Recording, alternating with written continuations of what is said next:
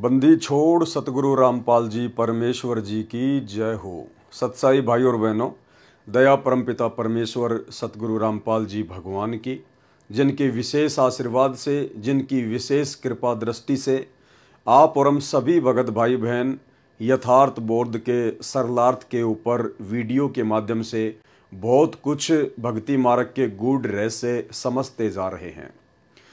भाई और बहनों, ये सारा का सारा श्रेय परम पूज्य परमेश्वर सतगुरु रामपाल जी परमेश्वर जी का है, क्योंकि जब तक परमेश्वर अपनी वाणियों को समझने की और समझाने की दया ना बख्शे, तब तक कोई भी जीव आत्मा, कोई भी प्राणी परमेश्वर के वचनों के ऊपर ना ही तो चल सकता है और ना ही समझ सकता है। सन 1994 से परम पूज्य परमेश्वर सतगुरु रामपाल जी अपने तत्व ज्ञान युक्त सत्संग कर रहे हैं। 2000 के बाद गुरुदेव भगवान ने बहुत सारी पुस्तकें भी लिखी, सैकड़ों की संख्या में। भाई और बहनों, आज तक कोई भी भगत भाई बहन जिस प्रकार से परमेश्वर जी ने साध संगति से जुड़ी हुई आत्माओं को निमित्त बनाया है, अपनी पुस्तकों के ऊपर वीडियो बनाकर भगत भाई बहनों को समझाने के लिए, उस प्रकार से आज तक गुरुदेव भगवान से जुड़े हुए सन 1994 से उनसे नाम दीक्षित, सदैव उनके साथ में रहने वाले, उनके परिवार वाले बड़े बड़े कोऑर्डिनेटर, कोई भी भगत भाई आज तक इस प्रकार से संगत को समझाने की दृष्टि से वीडियो नहीं बना पाए। तो ये जिसके ऊपर परमेश्वर की रजा होती है, जिस आत्मा को परमात्मा ने निमित्त बनाना होता है, जिस दो कोटि के जीव को परमात्मा ने सेवा बख्शनी होती है, परमेश्वर उसी के ऊपर रजा करते हैं।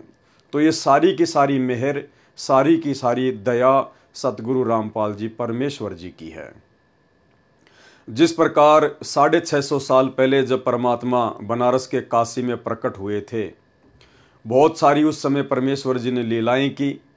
एक समय उनकी लीलाओं में जिक्र आता है, गुरुदेव भगवान हमें बताते हैं कि बनारस के तोताद्री शहर में पंडितों का भंडारा था और पंडितों ने पंडित रामानंद जी को भी इनवाइट किया, क्योंकि वो वेल नोन थे। उन पंडितों को ये भी पता था कि अगर रामानंद जी को आमंत्रित करेंगे तो साथ में उसका शिष्य कबीर भी आएगा, और उस समय छुआछात बहुत ज़्यादा थी। कबीर जी धाणक यानी जुलाहा जाति से संबंधित अपना कार्य किया करते थे। वैसे तो परमेश्वर की कोई जाति नहीं है, ना होती है, लेकिन लीला परमात्मा जिस वर्ण के अंतर्गत कर रहे थे वो जुलाहा वर्ण था, धाणक वर्ण था। तो पंडितों ने सोचा, भाई अगर रामानंद जी आएंगे तो साथ में कबीर भी आएगा, और कबीर अगर पंडितों के भंडारे में खाना खाएगा तो हमारा तो धर्म ही भ्रष्ट हो जाएगा। तो उन्होंने एक युक्ति सोची कि ऐसा करते हैं, पंडितों के भंडारे में जो भी खाना खाए उससे पहले उससे चारों वेदों के 4 श्लोक पूछना, और जो व्यक्ति संस्कृत में चारों श्लोक बता दे उसी को अंदर आने की अनुमति देना। उनको पता था कि भाई कबीर तो अनपढ़ है, अक्षर ज्ञान युक्त नहीं है, वो संस्कृत नहीं जानता है, वो सुना नहीं पाएगा, तो आफत टल जाएगी। उन्होंने ऐसा ही किया। जब परमात्मा कबीर जी, जो कि विद्वानों के विद्वान हैं, पंडितों के पंडित हैं, पूरे विश्व की, पूरी सृष्टि की, मनुष्य और देवताओं की तो छोड़िए, पशु पक्षियों तक की भी भाषा का जिन्हें ज्ञान है, जब वे परमेश्वर अपने मुंह बोले गुरु रामानंद जी के साथ में भंडारे में गए, तो पंडितों ने तो वही शर्त रख दी कि भाई कबीर 4 श्लोक सुना चारों वेदों के, उसके बाद ही अंदर एंट्री होगी। तो परमात्मा थे। पास में ही एक भैंसाराम, एक झोटा घास चर रहा था। परमात्मा ने उसको इशारा किया, वो झोटा परमात्मा के पास में आके खड़ा हो गया, अगले आदेश की प्रतीक्षा। परमेश्वर जी ने कहा कि भाई झोटा राम, इन पंडितों को चारों वेदों के 4 श्लोक सुना दे। और परमेश्वर ने उसकी पीठ पर थप्पी मारी। भैंसाराम ने तुरंत चारों वेदों के 4 श्लोक संस्कृत में, मनुष्य भाषा में सुना दिए। परमेश्वर ने कहा, भाई झोटा राम, कहीं पंडितों को मन में शंका ना रह जाए, इन चारों मंत्रों का हिंदी अनुवाद भी कर दे। तो भैंसे राम ने उनका अनुवाद किया, और अनुवाद ये था कि रे मूर्ख पंडितों, हे अज्ञानियों, जो अल्लाह जिसने पूरी सृष्टि को रचा, जो तीनों लोकों में प्रवेश करके सबका धारण पोषण करता है, वो अल्लाह, वो खुदा कबीर है जो तुम्हारे सामने खड़ा है। उसके बाद पंडितों को अपनी करनी पर बड़ी शर्मिंदगी महसूस हुई। उन्होंने परमात्मा से माफ़ी मांगी और काफ़ी संख्या में इस चमत्कार को देखकर लोगों ने परमात्मा की शरण भी ग्रहण की। तो भाइयों और बहनों, जब 650 साल पहले परमात्मा जब इस पृथ्वी पर करोड़ों की संख्या में मनुष्य थे और 64 लाख की संख्या में उनके शिष्य थे, उनको वेदों के 4 श्लोक उन पंडितों को सुनाने के लिए निमित्त ना बनाकर एक जानवर को निमित्त बनाया। तो वर्तमान में तो हम मनुष्यधारी हैं, परमात्मा की शरण में हैं, उनके शिष्य हैं। आज यदि परमात्मा हमें ये सेवा दे रहे हैं तो आप और हमारे लिए बड़े सौभाग्य की बात है। तो भाई और बहनों, भक्ति बोध का सरलार्थ जो स्वयं सतगुरु रामपाल जी परमेश्वर जी ने अपने कर कमलों से हमें करके यथार्थ भक्ति बोध नाम की पुस्तक में दिया हुआ है, जिसके ऊपर हम भाई बहन साध संगति के माध्यम से वीडियो बनाकर अपने विश्वास को दृढ़ करते जा रहे हैं। 37 पेज तक ये कंप्लीट हो चुका है। अब इसके आगे आज हम शुरू करेंगे। भाई और बहनों, ये वाणियाँ जो परमपिता परमेश्वर जी के मुख कमल से उच्चारित हैं, ये भले ही हिंदी में हैं और क्षेत्रीय भाषा में हैं, परंतु इनका जो रहस्य है, इनका जो सार है, वो वेद और गीता जी से भी गहरा है। तो कई बार हम इन वाणियों का जो सरलार्थ गुरुदेव ने किया हुआ है, हम उसको पढ़ चुके हैं पहले भी, लेकिन हमें याद नहीं रहता है। तो इसका मतलब ये नहीं है कि यदि हमें वाणियों का सरलार्थ याद नहीं होगा तो हम जो 3 समय का पाठ करते हैं तो हमें उन पाठ का लाभ नहीं मिलेगा। ऐसा बिल्कुल भी नहीं है। परमेश्वर की वाणियाँ स्वयं सिद्ध हैं। आदरणीय गरीबदास जी महाराज जी के सदग्रंथ साहिब से निकाली गई ये वाणियाँ स्वयं सिद्ध हैं। स्वयं सिद्ध का मतलब होता है जिस प्रकार डॉक्टर मरीज को कैप्सूल देता है या टैबलेट देता है, तो मरीज को नहीं पता उस कैप्सूल के अंदर क्या है, लेकिन डॉक्टर ने जिस रोग के लिए वो कैप्सूल बनाया गया है वो परफेक्ट रूप से बनाया है। अब वो मरीज चाहे उसको खोल कर देखे या ना देखे, चाहे उसकी जांच करे या ना करे, उसने तो अपना काम उस रोग पर करना ही करना है। तो इसी प्रकार परमेश्वर की जो वाणियाँ हैं, जिनके ऊपर हम वीडियो बना रहे हैं, परमेश्वर जी ने जिनका सरलार्थ किया हुआ है, ये वाणियाँ स्वयं सिद्ध हैं। जिन वाणियों को हम 3 समय की आरतियों के माध्यम से पाठ करते हैं, उच्चारित करते हैं प्रतिदिन, तो भले ही हमें इन वाणियों का यथार्थ सरलार्थ ज्ञान नहीं है, हमें इनके यथार्थ अनुवाद का ज्ञान नहीं है, लेकिन जब हम 3 समय की आरतियों के रूप में इनका पाठ करते हैं प्रतिदिन, तो वाणियाँ अपना कंप्लीट काम करती हैं। ये वाणियाँ स्वयं सिद्ध हैं। और एक अन्य उदाहरण गुरुदेव भगवान ने दिया कि जिस प्रकार किसी व्यक्ति को अगर सर्प काट ले तो व्यक्ति तो बेहोश हो जाता है, जहर का असर हो जाता है, फिर एक गारुड़ को बुलाया जाता है। गारुड़ उसको कहते हैं जो सर्प काटे हुए व्यक्ति को कुछ मंत्र बोलकर वापस होश में ला दे। तो वो व्यक्ति तो बेहोश पड़ा है और गारुड़ ऊपर से उसके ऊपर मंत्र पढ़ रहा है और उन मंत्रों का प्रभाव उस बेहोश व्यक्ति के ऊपर भी होता है और कुछ ही समय में वो होश में आ जाता है। तो जिस प्रकार वो व्यक्ति जो बेहोश था वो मंत्र सुन भी नहीं रहा था, लेकिन वो जो मंत्र था, जो गारुड़ उसका उच्चारण कर रहा था, वो स्वयं सिद्ध था। वो गारुड़ के द्वारा वो सिद्ध किया हुआ मंत्र था। तो उस सिद्ध मंत्र ने अपना काम उस बेहोश व्यक्ति पर करना ही करना था। तो ठीक इसी प्रकार परमपिता परमेश्वर जी के मुख कमल से उच्चारित स्वयं सिद्ध वाणियाँ, क्योंकि परमेश्वर के मुख कमल से उच्चारित प्रत्येक शब्द स्वयं सिद्ध ही होता है। जैसे हम सत्संग सुनते हैं गुरुदेव भगवान का, तो वो स्वयं सिद्ध हैं। उस सत्संग ने हमारे ऊपर असर करना ही करना है। इसीलिए गुरुदेव भगवान कहते हैं यदि आपने नाम भी नहीं लिया है और यदि आप सत्संग भी सुनना शुरू कर देते हैं तो आपको 70% लाभ मात्र सत्संग सुनने से होना शुरू हो जाता है। तो इसी प्रकार भाई और बहनों, वाणियों का चाहे हमें अनुवाद याद है या नहीं है, वाणियों के विषय में चाहे हमें पूर्ण जानकारी है या नहीं है, परंतु वाणियाँ जो हम प्रतिदिन उच्चारण करते हैं 3 समय के पाठ के रूप में, ये अपना यथार्थ और पूर्ण काम अवश्य करती हैं। और यदि हमें इनके अनुवाद का ज्ञान हो जाएगा तो फिर हमारा विश्वास और बढ़ता है, हमारे अंदर और अधिक दृढ़ता गुरुदेव भगवान के चरणों में और उनकी भक्ति में उत्पन्न होती है। इसीलिए तो सतगुरु रामपाल जी परमेश्वर जी ने आप और हम जीवों पर दया करके इन समस्त वाणियों का जो तीनों समय की आरतियों के अंदर हैं, परमेश्वर जी ने यथार्थ भक्ति बोध नाम की पुस्तक बनाकर यथार्थ अनुवाद करके आप और हमारे हाथों में दे दिया, ताकि मेरे बच्चे आपस में इन वाणियों को पढ़ेंगे, एक दूसरे को पढ़ाएंगे और साध संगति के माध्यम से अपने विश्वास को आसमान में लेकर जाएंगे। और यही विश्वास एक दिन हमें परमेश्वर जी के सतलोक में पहुंचाएगा, क्योंकि परमात्मा कहते हैं, कहे कबीर सुनो भाई साधो, मैं तो हूं विश्वास में। तो इतनी बड़ी दया सतगुरु रामपाल जी परमेश्वर जी ने आप और हमारे ऊपर बख्शी है। और इस दया के लिए अब आगे वीडियो शुरू करने से पहले, आगे की वाणियों के ऊपर चर्चा करने से पहले गुरुदेव भगवान से आशीर्वाद प्राप्त करेंगे, परमात्मा जी की महिमा करेंगे।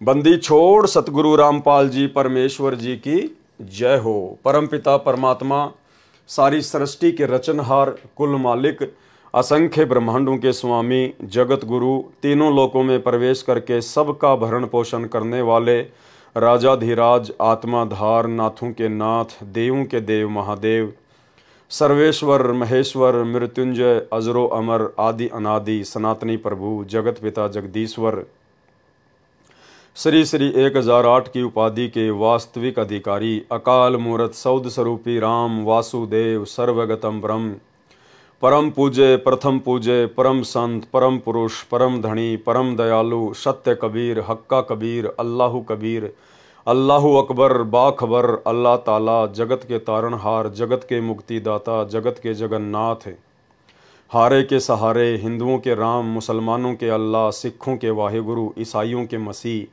दया के सागर दयानिधि, करुणा के सागर करुणानिधि, स्वयंभू परिभू, संकट मोचन, कष्ट हरण, मंगल करण, दुख भंजन, अविगत कबीर, निर्विकार निर्विषम परमात्मा, अलय अलेख सतगुरु, आदि अनादि सतगुरु, असली मर्यादा पुरुषोत्तम, असली राम, असली कृष्ण, असली घनश्याम, असली मुरारी, राजाओं के राजा, महाराजाओं के महाराजा, शहंशाहों के शहंशाह, सम्राटों के सम्राट, भगवानों के भगवान, अल्लाहों के अल्लाह, प्रभुओं के प्रभु, मसीहाओं के मसीह, सच्चे वाहेगुरु, बाबाओं के बाबा, पीरों के पीर, सेठों के सेठ, जगत सेठ, सावड़सा सेठ, सर्वगुण संपन्न, अनंत कोटि कलाओं के स्वामी, अनंत कोटि ब्रह्मांडों के नायक, योगियों में महायोगी, ध्यानियों में महाध्यानी, सिद्धों में परम सिद्ध, ज्ञानियों में तत्व ज्ञानी, ब्रह्म ज्ञानी, महाज्ञानी, परम ज्ञानी, सर्वश्रेष्ठ ज्ञानी, युवा कबीर, समृत कबीर, अमित ओझा, सच्चे रहनुमा, करीम अल्लाह, सुभान अल्लाह, दुनिया के अंतिम पैगंबर, 8 सितंबर 1951 से गांव धनाना, जिला सोनीपत, हरियाणा, भारतवर्ष की पावन भूमि पे प्रकट रियल कल की भगवान श्री नारायण साकार हरि, सच्चे बाबा साहेब, संत श्रोमणी सतगुरु रामपाल जी परमेश्वर जी के चरण कमल में देश विदेश से साध संगति से जुड़े हुए हम सभी सत्सेवक भाई बहनों का अनंत कोटि दंडत प्रणाम। गुरुदेव भगवान से अरदास है, प्रार्थना है कि हमें इसी प्रकार से सद्बुद्धि बख्शे रहें और भक्ति मार्ग पर निर्विकारी बनाकर समस्त नियम और मर्यादाओं के अंतर्गत हमारे विश्वास को दृढ़ता के साथ अपने भक्ति मार्ग पर लगा कर रखें। तो भाई और बहनों, 37 पेज तक यथार्थ भक्ति बोध के यथार्थ अनुवाद की वाणियों को हम जान चुके हैं, समझ चुके हैं। उसके बाद हम यहाँ से शुरू करेंगे वाणी। गरीब पट्टन घाट लखाइयाँ अगम भूमि का भेद, ऐसा सतगुरु हम मिला अष्ट कमल दल छेद। पट्टन घाट लखाइयाँ, पट्टन घाट का मतलब होता है त्रिकुटी से ऊपर का लोक, यानी सतलोक। लखाइयाँ यानी उस सतगुरु ने मुझे सतलोक का रास्ता दिखाया, अगम भूमि का भेद, और मुझे आगे की भूमि का भेद बताया, आगे का रास्ते का, सतलोक का मुझे भेद बताया। ऐसा सतगुरु हम मिला, यानी आज हमें ऐसे सतगुरु मिले हैं संत रामपाल जी के रूप में, अष्ट कमल दल छेद, जिन्होंने अक्षर पुरुष का मंत्र देकर, सतनाम का दूसरा मंत्र देकर हमारा 8वां कमल भी छेद दिया, अर्थात खोल दिया। गरीब पट्टन घाट लखाइयाँ अगम भूमि का भेद, यानी सेम इसका वही अनुवाद है कि परमेश्वर जी ने हमें सतलोक का रास्ता दिखाया और सतलोक जाने के लिए आगे की जो भूमि है परमेश्वर ने उसका भेद बताया। और ऐसा सतगुरु हम मिला, आज हमें ऐसे सतगुरु मिल गए संत रामपाल जी के रूप में। अष्ट कमल दल सेव, जिन्होंने 8वां कमल दल यानी अक्षर पुरुष के लोक का कमल दल खोलने की पूजा बता दी। सेव यानी पूजा, सरलार्थ। दोनों वाणियों का एक जैसा ही भावार्थ है कि ऐसा सतगुरु मिला जिसने अगम भूमि अर्थात आगे के स्थान सत्यलोक का भेद रहस्य बताया। गरीब पट्टन घाट लखाइया, अगम भूमि का भेद। वह पट्टन अर्थात परलोक जाने का घाट, घाट यानी जैसे हम कहते हैं ना घाटी, यानी पहाड़ों के ऊपर चढ़ना फिर नीचे उतरना, उसको कहते हैं घाट, घाटी। पर्वतों के बीच का रास्ता घाटी। लखाइयां अर्थात आंखों से दिखाया। अष्ट कमल को छेद कर खोल कर सत्यलोक ले गया। सतगुरु ने वह सेव अर्थात पूजा बताई जिससे अष्ट कमल अर्थात 8वां कमल खिल गया। 8वां कमल ये अक्षर पुरुष के लोक का है। अक्षर पुरुष का स्थान सूक्ष्म शरीर में है, जो शरीर में बने ब्रह्मांड के पार है। अब आगे परमात्मा हमें थोड़ा सा जो है वो कमलों के विषय में जानकारी दे रहे हैं। तो भाई और बहनों, ये जानकारी भी हमारे लिए बहुत आवश्यक है।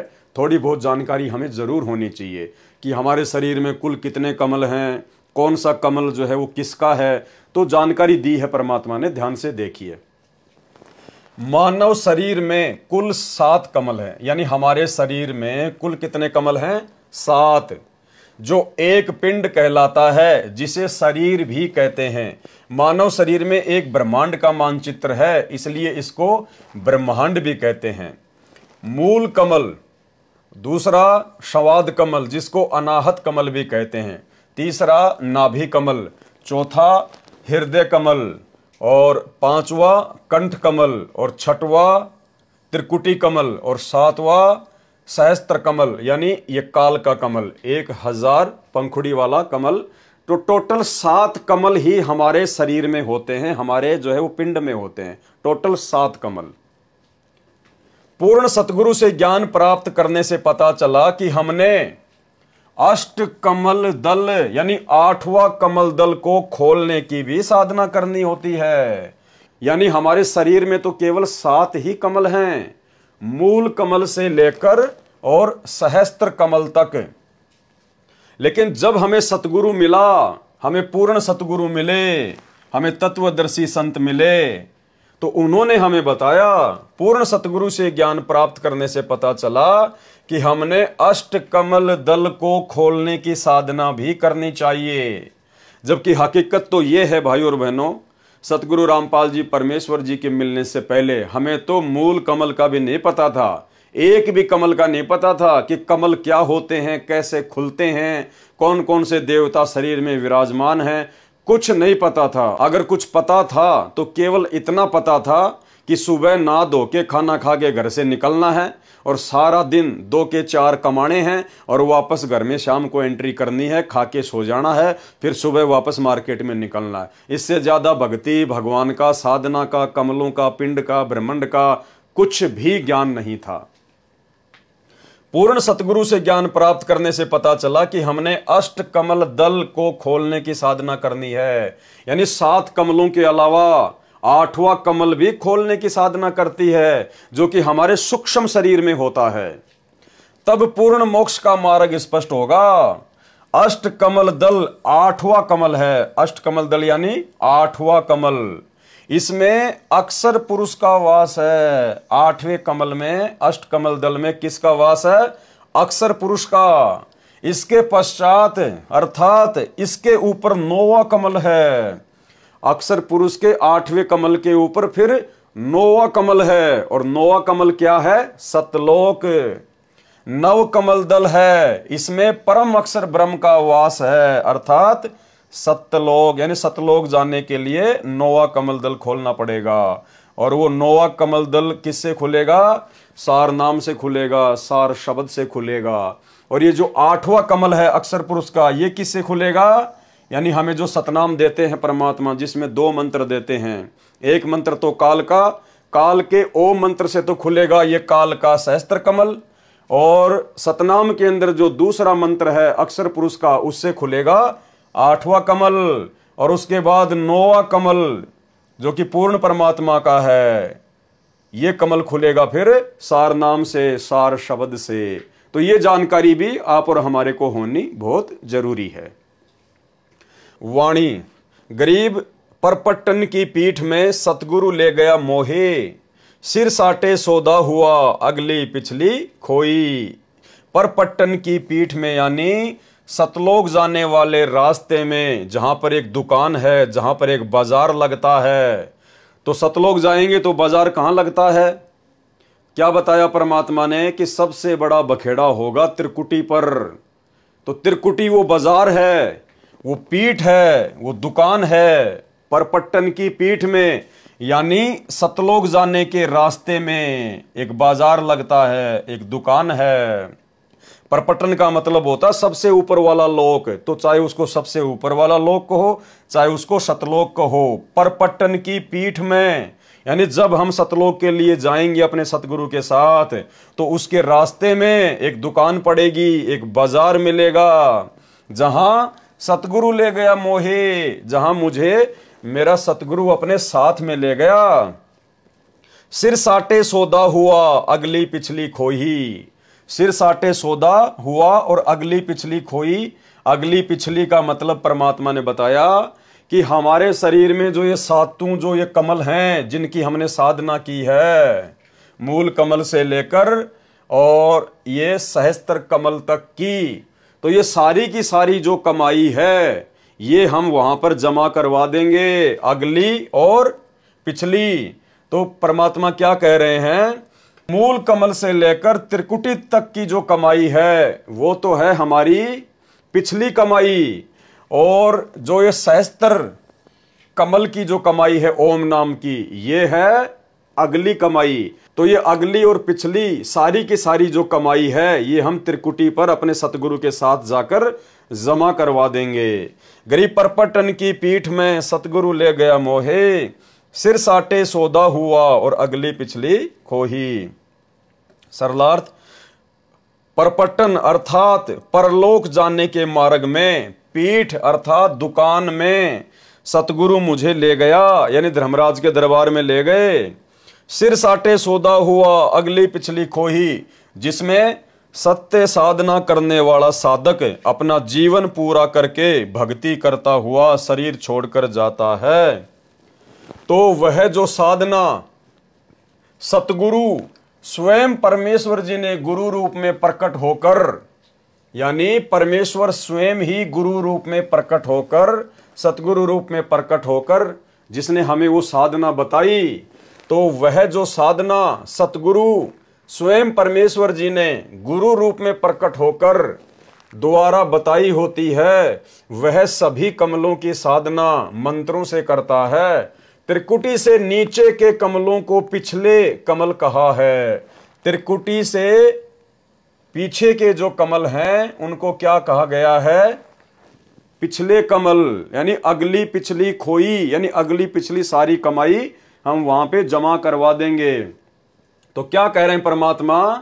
त्रिकुटी कमल से नीचे के कमलों की जो कमाई होती है उसको कहते हैं पिछली कमाई, तो वो भी हम वहीं जमा करवा देंगे। और त्रिकुटी कमल से ऊपर की जो कमाई है सहस्त्र कमल की, क्योंकि त्रिकुटी कमल का कोई मंत्र नहीं होता है, त्रिकुटी कमल का परमात्मा ने कोई मंत्र नहीं बताया। तो मूल कमल से लेकर और कंठ कमल तक की जो कमाई है उसको परमात्मा ने बताया पिछली कमाई, तो वो कमाई भी हम धर्मराज के दरबार में जमा करा देंगे। और त्रिकुटी कमल से ऊपर फिर जो सहस्त्र कमल है काल की ओम नाम की कमाई, उसको परमात्मा ने बताया अगली कमाई, तो वो भी हम वहीं पे जमा करवा देंगे। तो वाणी क्या कह रही है? सिर साटे सौदा हुआ और अगली पिछली खोई, यानी आगे और पीछे की सारी जो कमाई है वो हम धर्मराज के दरबार में सतगुरु के साथ में जाके जमा करवा देंगे। त्रिकुटी से नीचे के कमलों को पिछले अर्थात नीचे के कमल कहा है, और त्रिकुटी तथा सहस्त्र कमल को अगले आगे ऊपर के कमल कहा है। यह एक ब्रह्मांड का वर्णन चल रहा है। जीवात्मा का निवास हृदय कमल में होता है। मृत्यु के उपरांत जीव शरीर त्यागने पर विवश होता है, सबसे पहले मूल कमल में जाता है। जीवात्मा सबसे पहले कहां जाती है? मूल कमल में जाती है। वहां पर मूल कमल की भक्ति जो साधक मंत्र से करता है कि कमाई वहीं छोड़ देता है। यानी जो गणेश जी की जो हम साधना करते हैं मूल कमल के माध्यम से, वो हम वहीं पे डिपॉजिट करवा देते हैं और अपना ऋण मुक्त प्रमाण पत्र प्राप्त करके स्वाद कमल में जाता है। फिर ब्रह्मा और सावित्री के लोक की जो कमाई है वो वहां सर्व साधना इस कमल की छोड़कर प्रमाण पत्र लेकर आगे नाभि कमल में, फिर हृदय कमल में तथा फिर कंठ कमल में जाकर साधना कमाई छोड़कर ऋण मुक्त प्रमाण पत्र प्राप्त करता हुआ त्रिकुटी कमल में जाता है। फिर कहां जाता है जीव? त्रिकुटी कमल में। त्रिकुटी कमल का कोई जाप मंत्र नहीं होता है। त्रिकुटी कमल का कोई जाप मंत्र नहीं होता है। फिर मूल कमल से कंठ कमल तक की साधना की कमाई भक्ति धन वहां छोड़कर आगे खाली होकर चला, उसे अगली पिछली कमाई खोई अर्थात समाप्त कर दी, हमने वहीं दान कर दी कि लो भाई तुम्हारी कमाई और हमें ऋण मुक्त करो। उपरोक्त कमलों से रास्ता प्राप्त करने के जो 5 नाम मंत्र हैं वह हमारा प्रथम मंत्र दीक्षा कहलाती है। यानी गुरुदेव भगवान कह रहे हैं कि मूल कमल से लेकर और ये कंठ कमल तक की जो कमाई है, जो मंत्र है, ये क्या कहलाती है? प्रथम नाम दीक्षा कहलाती है। दूसरा दीक्षा मंत्र सत्य नाम कहा जाता है, सतनाम, जिसमें 2 नाम होते हैं। ओम प्लस तत् सांकेतिक है। ओम यह ब्रह्म का जाप है। सहस्त्र कमल की कमाई भक्ति धन है। यानी ओम नाम की जो कमाई है वो 7वें कमल की है, सहस्त्र कमल की है। 1000 पंखुड़ियों का जो कमल है ये किसका है? काल का कमल है। तो ओम नाम की जो कमाई है वो हम इस काल को सौंप देते हैं। सहस्त्र कमल की कमाई है, भक्ति धन है। गीता अध्याय 8 श्लोक 13 में कहा है कि मुझ ब्रह्म का केवल एक ओम अक्षर है, इसे ब्रह्मलोक प्राप्त होता है। जो साधक सतगुरु से तत्व ज्ञान समझ लेता है वह केवल जरा मरण अर्थात वृद्ध अवस्था तथा मृत्यु के दुख से छूटने का ही प्रयत्न करता है। गीता अध्याय 18 श्लोक 66 में कहा है कि मेरे यानी ब्रह्म के सर्व धार्मिक कर्म अर्थात साधना मुझ में छोड़कर तू केवल उस एक सर्वशक्तिमान परमात्मा की शरण में जा। कौन है सर्वशक्तिमान परमात्मा? सतगुरु रामपाल जी परमेश्वर, असली कबीर देव भगवान। ये है वो सर्वशक्तिमान परमात्मा जिसकी शरण में जाने के लिए ब्रह्म कह रहा है, काल कह रहा है, मैं तुझे सर्व पापों से मुक्त कर दूंगा, तू चिंता मत कर। इसलिए ओम नाम की भक्ति कमाई सहस्त्र कमल में धर्मराय के पास छोड़कर आगे अष्ट कमल की ओर साधक चलता है। यानी काल का पूरा हिसाब कंप्लीट करके फिर आगे जीव कहां चलता है? अक्षर पुरुष के लोक की तरफ, अष्ट कमल की ओर। सहस्त्र कमल की साधना को अगली भक्ति की कमाई कहा गया है। यानी काल की जो कमाई है, सहस्त्र जो कमल की जो कमाई है ओम नाम की, उसको क्या कहा गया है? अगली कमाई। पहले हम प्रत्येक देव की साधना का फल उनके लोक स्वर्ग में खा खर्च कर समाप्त करके सदा जन्म मरण के चक्कर में रहते थे। सतगुरु का साधक उन सर्व देवों प्रभुओं की भक्ति को छोड़कर आगे मोक्ष स्थान को चलता है। इसलिए कहा है कि परलोक जाने के लिए ऐसी दुकान पर ले गए। कौन ले गए? सतगुरु ले गए, सतगुरु रामपाल जी ले गए। परलोक जाने के लिए ऐसी दुकान पर ले गए जहां अगली ब्रह्म साधना और पिछली नीचे के कमलों की साधना खोई, यानी प्रतिफल लिए बिना छोड़कर चल पड़े। क्या कहा परमेश्वर जी ने? गरीब परपट्टन की पीठ में सतगुरु ले गया मोही, सिर साटे सौदा हुआ और अगली पिछली खोई। यानी हमने अपने इस पिंड की सारी की सारी जो कमाई थी वो हमने धर्मराज के दरबार में दान कर दी, अपने सतगुरु के साथ जाके उनको दे दी। जितने भी पुण्य थे वे भी छोड़ दिए, यानी पांचों यज्ञ जो हम करते हैं वो सब के सब हम उसको वहीं पे दान कर दिए। जितने भी पुण्य थे वे भी छोड़ दिए। पापों के बदले पुण्य छोड़कर हम पाप रहित हो गए, क्योंकि सतलोक में सार नाम की कमाई साथ जाएगी। वाणी।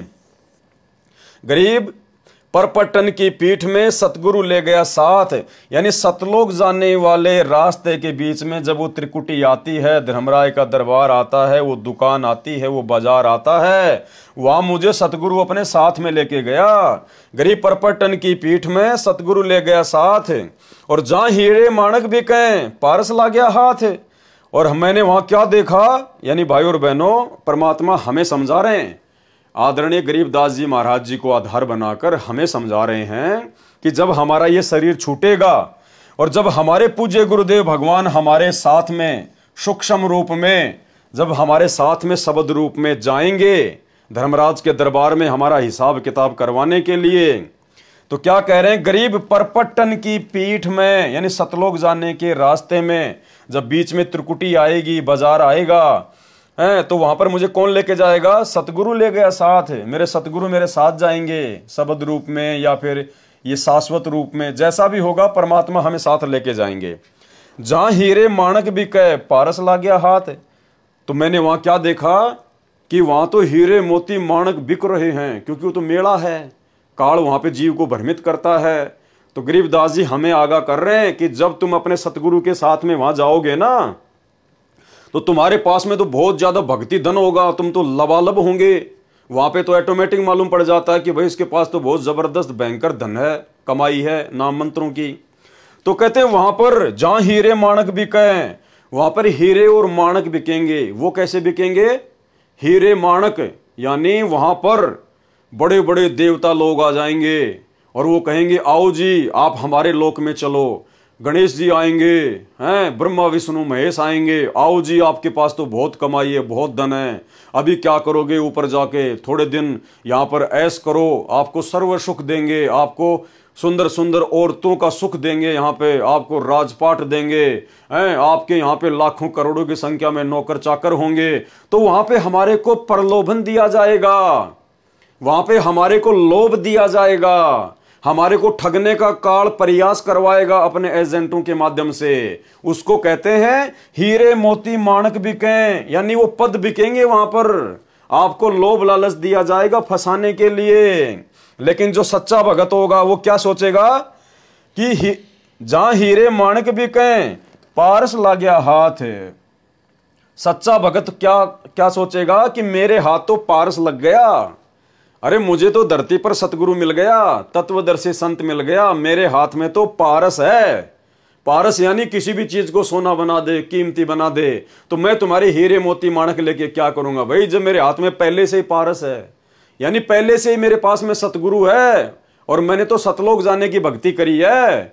मैंने तुम्हारे यहाँ के छोटे मोटे पद, इंद्रदा राज कागदा विष्टा ना भोगा इंद्राणी नु, तुम्हारे छोटे मोटे पद प्राप्त करने के लिए मैंने धरती पर भक्ति नहीं करी, मैंने सतलोक जाने की साधना की है। तो तुम्हारे हीरे मोती माणक लाल मुझे नहीं चाहिए, ये तेरा गणेश का पद, माता का पद, ब्रह्मा विष्णु महेश का पद, शिवलोक का पद, ये हमें नहीं चाहिए भैया। हमारे हाथ में तो पारस लगा हुआ है, हमारे पास तो दुनिया के सबसे कीमती वस्तु है, सतगुरु है, सतगुरु की भक्ति है। हमें हीरे मोती माणक लाल नहीं चाहिए, हमें तो सतलोक जाना है, हम तो देखेंगे भी नहीं इनकी तरफ। गरीब परपट्टन की पीठ में सतगुरु ले गया साथ, और जहां हीरे माणक बिके पारस ला गया हाथ। सरलार्थ, परलोक में जाने के लिए जिस पीठ अर्थात बाजार पर मुझे सतगुरु साथ लेकर गए, कहां, त्रिकुटी, वहीं पर हीरे मोती भी बिक रहे थे। यहां पर हीरे मोती का भावार्थ है कि स्वर्ग में देव पद, ये तो मोती जानो, स्वर्ग में जो देव पद हैं जिनका हमारे को प्रलोभन दिया जाएगा, वो तो क्या है, मोती। तथा ब्रह्मलोक में यानी महास्वर्ग में जो देव पद हैं उनको जानो हीरे। भावार्थ है कि हम अपनी भक्ति कमाई धन से देव पद भी प्राप्त कर सकते हैं।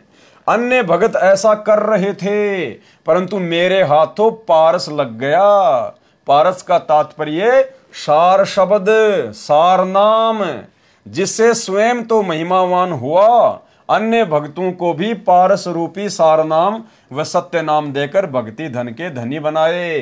पारस एक पत्थर जैसा होता है। यदि पारस से लोहे का गार्टर एक सिरे से स्पर्श हो जाए तो पूरा गार्टर चाहे 15 फुट लंबा हो, सोना यानी गोल्ड बन जाता है। मुझे पारस जैसा मोक्ष मंत्र मिला है, जिससे सतलोक परम पद मिला, फिर कभी जन्म मरण नहीं होगा। और उस सतलोक में जाने के बाद फिर हमारे को वह सर्व सुख मिलेंगे, सर्व सुविधाएं मिलेंगी।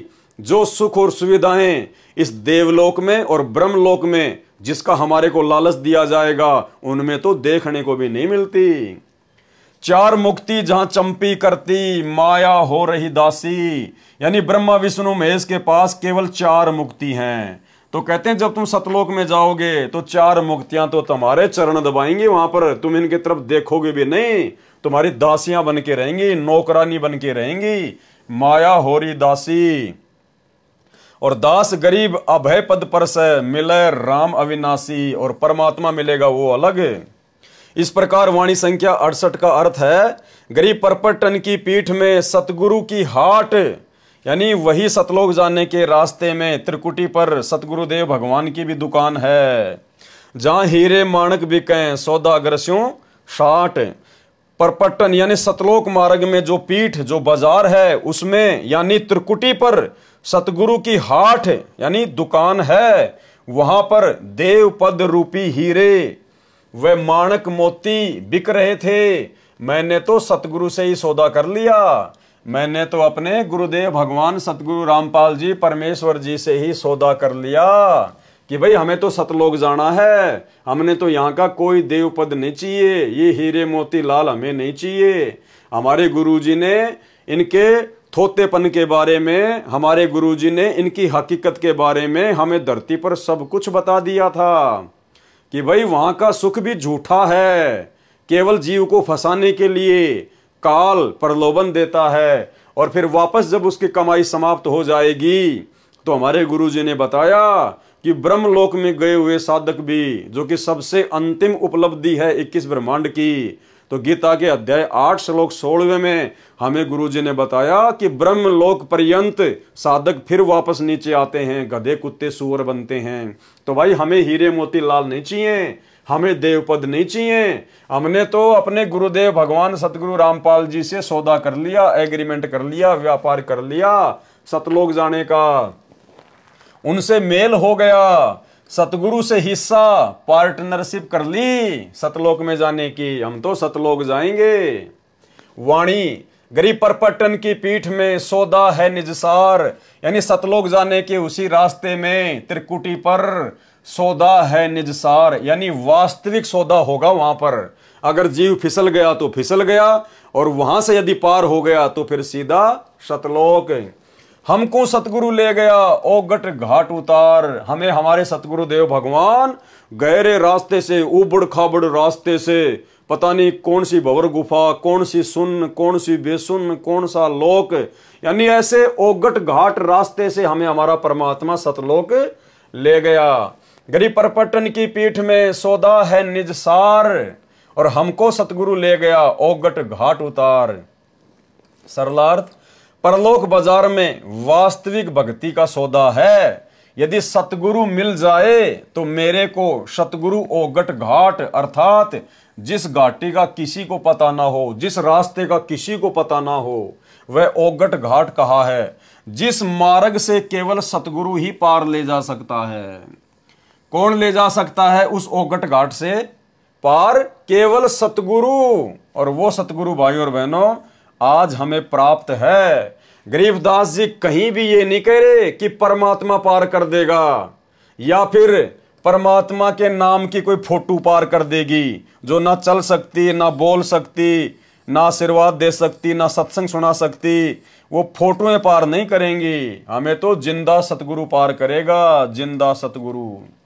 जिस मार्ग से केवल सतगुरु ही पार ले जा सकता है। सो सतगुरु मिला तो मुझे पार ले गया। गरीबदास जी कह रहे हैं मुझे वो सतगुरु ले गया और वही सतगुरु आज हमें मिला है। इसलिए गरीबदास जी हमें विश्वास दिला रहे हैं कि आप अंतिम श्वास तक अपने सतगुरुदेव भगवान पर विश्वास करके भक्ति पर मर्यादाओं के साथ में डटे रहना। ये पक्का सतगुरु है, ये सतलोक ले जाकर ही छोड़ेगा। वाणी गरीब परपटन की पीठ में प्रेम प्याले खूब, यानी सतलोक जाने के रास्ते में वहां पे बड़ा आनंद है, बड़ा प्रेम है। जहां हम सतगुरु ले गया मतवाला महबूब, यानी वो मतवाला महबूब, मतवाला सतगुरु, प्यारा सतगुरु जहां मुझे ले गया। परलोक बाजार त्रिकुटी में सतगुरु के साथ प्रेम भाव हो जाने से बहुत आनंद प्राप्त हुआ।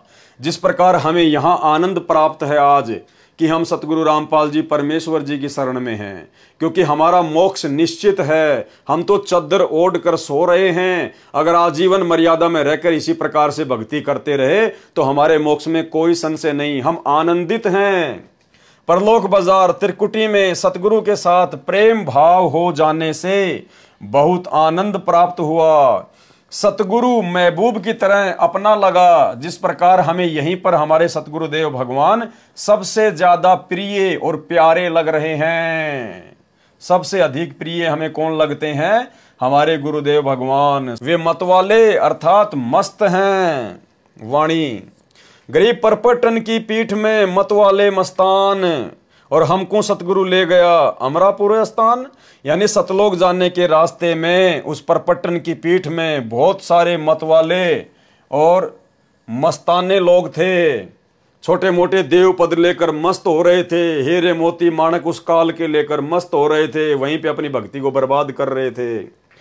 और मुझे तो सतगुरु ले गया उस अमरापुर स्थान। परलोक बाजार पीठ में अन्य बहुत से साधक मिले जो अपनी साधना से काल लोक में देव पद प्राप्त करके मतवाले खुशी से नाच रहे थे, क्योंकि उन मूर्खों को सतगुरु मिला नहीं। और यदि उनको सतगुरु मिला तो उन्होंने धरती पर सतगुरु के वचन की पालना करी नहीं, मर्यादा में रही नहीं। जिस प्रकार सतलोक आश्रम मैनेजमेंट हरियाणा वाले और उनसे जुड़े हुए भाई बहन, जब यहीं पर ये लोग सतगुरु के ज्ञान को छोड़कर, सतगुरु की मर्यादाओं को तोड़कर दो कोडी के राजनेताओं के पीछे दौड़ रहे हैं, उनकी रैलियों में जा रहे हैं, उनका समर्थन कर रहे हैं, तो भाइयों और बहनों, ऐसे भक्तों के बारे में परमात्मा बता रहे हैं कि जो भगत यहां पर मर्यादा तोड़कर भक्ति भी करेगा तो वो त्रिकुटी पर फैल हो जाएगा। वो वहां पर उन हीरे मोती और लाल को देखकर, बड़े बड़े देव पद को देखकर, शंकर जी आएंगे, आओ जी मेरे लोक में चलो, मैं आपको मेरे लोक में जो है वो गण बना दूंगा, मैं आपको स्वामी बना दूंगा। गणेश जी आएंगे, आओ जी गणेश का पद आपके लिए खाली पड़ा है। तो जो लोग यहीं पे राजनेताओं के तलवे चाट रहे हैं, गुरु जी के ज्ञान के विरुद्ध राजनीतियां कर रहे हैं, राजनेताओं का समर्थन कर रहे हैं, गुंडों की सीबीआई जांच करवाते हैं, आरक्षणों में शामिल हो रहे हैं, एक पीले पर्चे के ऊपर बिल्कुल फिदा हो जाते हैं, अपने अपने कोऑर्डिनेटरों के आदेशों के ऊपर फिदा हो रहे हैं, ज्ञान को आधार नहीं बना रहे, तो उन भक्तों के साथ में त्रिकुटी पर ऐसी बनेगी, वो वहां पर फिसल जाएंगे। गरीब परपटन की पीठ में मतवाले मस्तान, और हमको सतगुरु ले गया अमरापुर स्थान। परलोक बाजार अर्थात त्रिकुटी में अन्य बहुत से साधक मिले जो अपनी अपनी साधना से काल लोक में देव पद प्राप्त करके मतवाले अर्थात खुशी से नाच रहे थे। जैसे आज नरेंद्र मोदी की रैली में हरियाणा के भगत खुशी से नाच रहे हैं, उसी में मस्तान यानी मगन थे। परंतु हमको, गरीबदास जी को, यानी हम भक्तों ने अपने ऊपर लेना है ये, परंतु हमको सतगुरु अमुक स्थान यानी सतलोक में ले गए, यानी हम नहीं फंसे उस काल के चक्कर में। वाणी गरीब बंकनाल के अंतरे त्रिवेणी के तीर। बंकनाल परमात्मा ने बताया हमारे पीछे कमर में जो रीढ़ की हड्डी है, मूल कमल से लेकर त्रिकुटी कमल तक, उसके अंदर एक नाड़ी है टेढ़ी मेढ़ी, टेढ़ी मेढ़ी, बंकनाल, बंक यानी बाकी। बंकनाल के अंतरे त्रिवेणी के तीर, हम वहीं से उस बंकनाल के माध्यम से मूल कमल से आत्मा फिर ऊपर जाएगी त्रिकुटी तक। बंकनाल के अंतरे त्रिवेणी के तीर, और मानसरोवर हंस है वाणी को किलकीर। वहां पर जब हम मानसरोवर में जाएंगे, परमात्मा हमें लेकर जाएंगे, तो वहां पर परमात्मा भक्तों की छटनी करेंगे मानसरोवर पर। वाणी कोकिल कीर, वहां भक्तों की वाणी से, उनके विचारों से पहचाना जाएगा कि कौन तो जो है वो कौवा है, कीर यानी कौवा, और कौन भगत कोयल है, कोकिल यानी कोयल, यानी किस भगत ने मर्यादा निभाई है और किस भगत ने धरती पर मर्यादा तोड़ी है, कौन भगत सतलोक जाने के योग्य हुआ है और कौन भगत अभी वापस काल लोक में ही रहने के लायक है। तो ये छटनी फिर परमात्मा लास्ट कहां करेगा? मानसरोवर पर ले जाकर। सरलार्थ, मानव शरीर में रीढ़ की हड्डी के अंदर की ओर उसके साथ टेढ़ी मेढ़ी एक नाड़ी रीढ़ की हड्डी के निचले सिरे से, जो गुदा के पास रीढ़ की हड्डी का अंत है, त्रिकुटी जो आंखों के पीछे है, यहां वहां तक जाती है, उसे बंकनाल अर्थात टेढ़ी मेढ़ी नाल नाड़ी कहते हैं। मूल कमल से यानी गणेश जी के मूल कमल से त्रिवेणी तक, त्रिकुटी के आगे 3 रास्ते होते हैं, उसे त्रिवेणी कहा जाता है। तब साधक अपनी भक्ति कमाई से जाता है, सूक्ष्म रूप में सतगुरु साथ रहता है, यानी सतगुरुदेव भगवान सतगुरु रामपाल जी सूक्ष्म रूप में हमारे साथ में रहेंगे। त्रिकुटी पर जाकर परमात्मा गुरु रूप में दर्शन देता है, यानी फिर त्रिकुटी पर परमेश्वर हमें दर्शन देंगे। कौन? सतगुरु रामपाल जी परमेश्वर, क्योंकि धरती पर भी परमात्मा सतगुरु रूप में है और त्रिकुटी पर भी परमात्मा सतगुरु रूप में ही रहेंगे। त्रिकुटी पर जाकर परमात्मा गुरु रूप में दर्शन देता है। बंकनाल के अंदर से त्रिवेणी के किनारे चले गए, यानी बंकनाल के अंतरे त्रिवेणी के तीर, यानी हम त्रिकुटी के लास्ट सिरे पे चले गए। त्रिकुटी पर जाकर परमात्मा गुरु रूप में दर्शन देता है। बंकनाल के अंदर से त्रिवेणी के किनारे चले गए, वहां पर मानो मानसरोवर जैसा स्थान है। वहां क्या है? मानसरोवर जैसा स्थान। मानसरोवर हंस है, जैसे सरोवर पर हंस पक्षी भी होते हैं और बगुले भी होते हैं। हंस पक्षी मोती खाते हैं, बगुले मछली खाते हैं। दोनों हंस तथा बगुला देखने में एक जैसे लगते हैं, परंतु उनके आहार से पता चलता है कि हंस कौन सा है और बगुला कौन सा है। इसी प्रकार वहां पर उपस्थित सतगुरु के हंस यानी सतगुरु के भगत, सत्य पुरुष की भक्ति करने वाले तथा काल के पुजारी दोनों भगत दिखाई देते हैं, परंतु उनके ज्ञान से अंतर पता चलता है। जब वे ज्ञान की वाणी बोलते हैं, उनमें इतना अंतर होता है जैसे कोकिल अर्थात कोयल तथा कीर अर्थात कौवे की बोली में अंतर होता है। यानी जो भगत मर्यादा तोड़कर भक्ति करता है वो काल की ही भक्ति कर रहा है। परमात्मा के कहने का मतलब ये है। और वहां जाकर परमात्मा फिर उनकी छटनी कर देगा।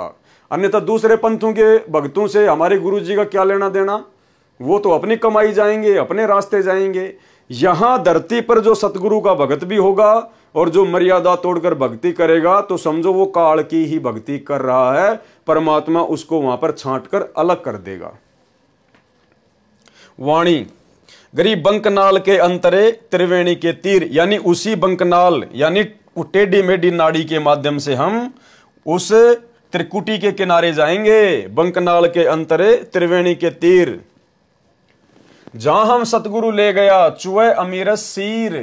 सतगुरु बंकनाल के अंदर से त्रिवेणी के किनारे लेकर चले गए।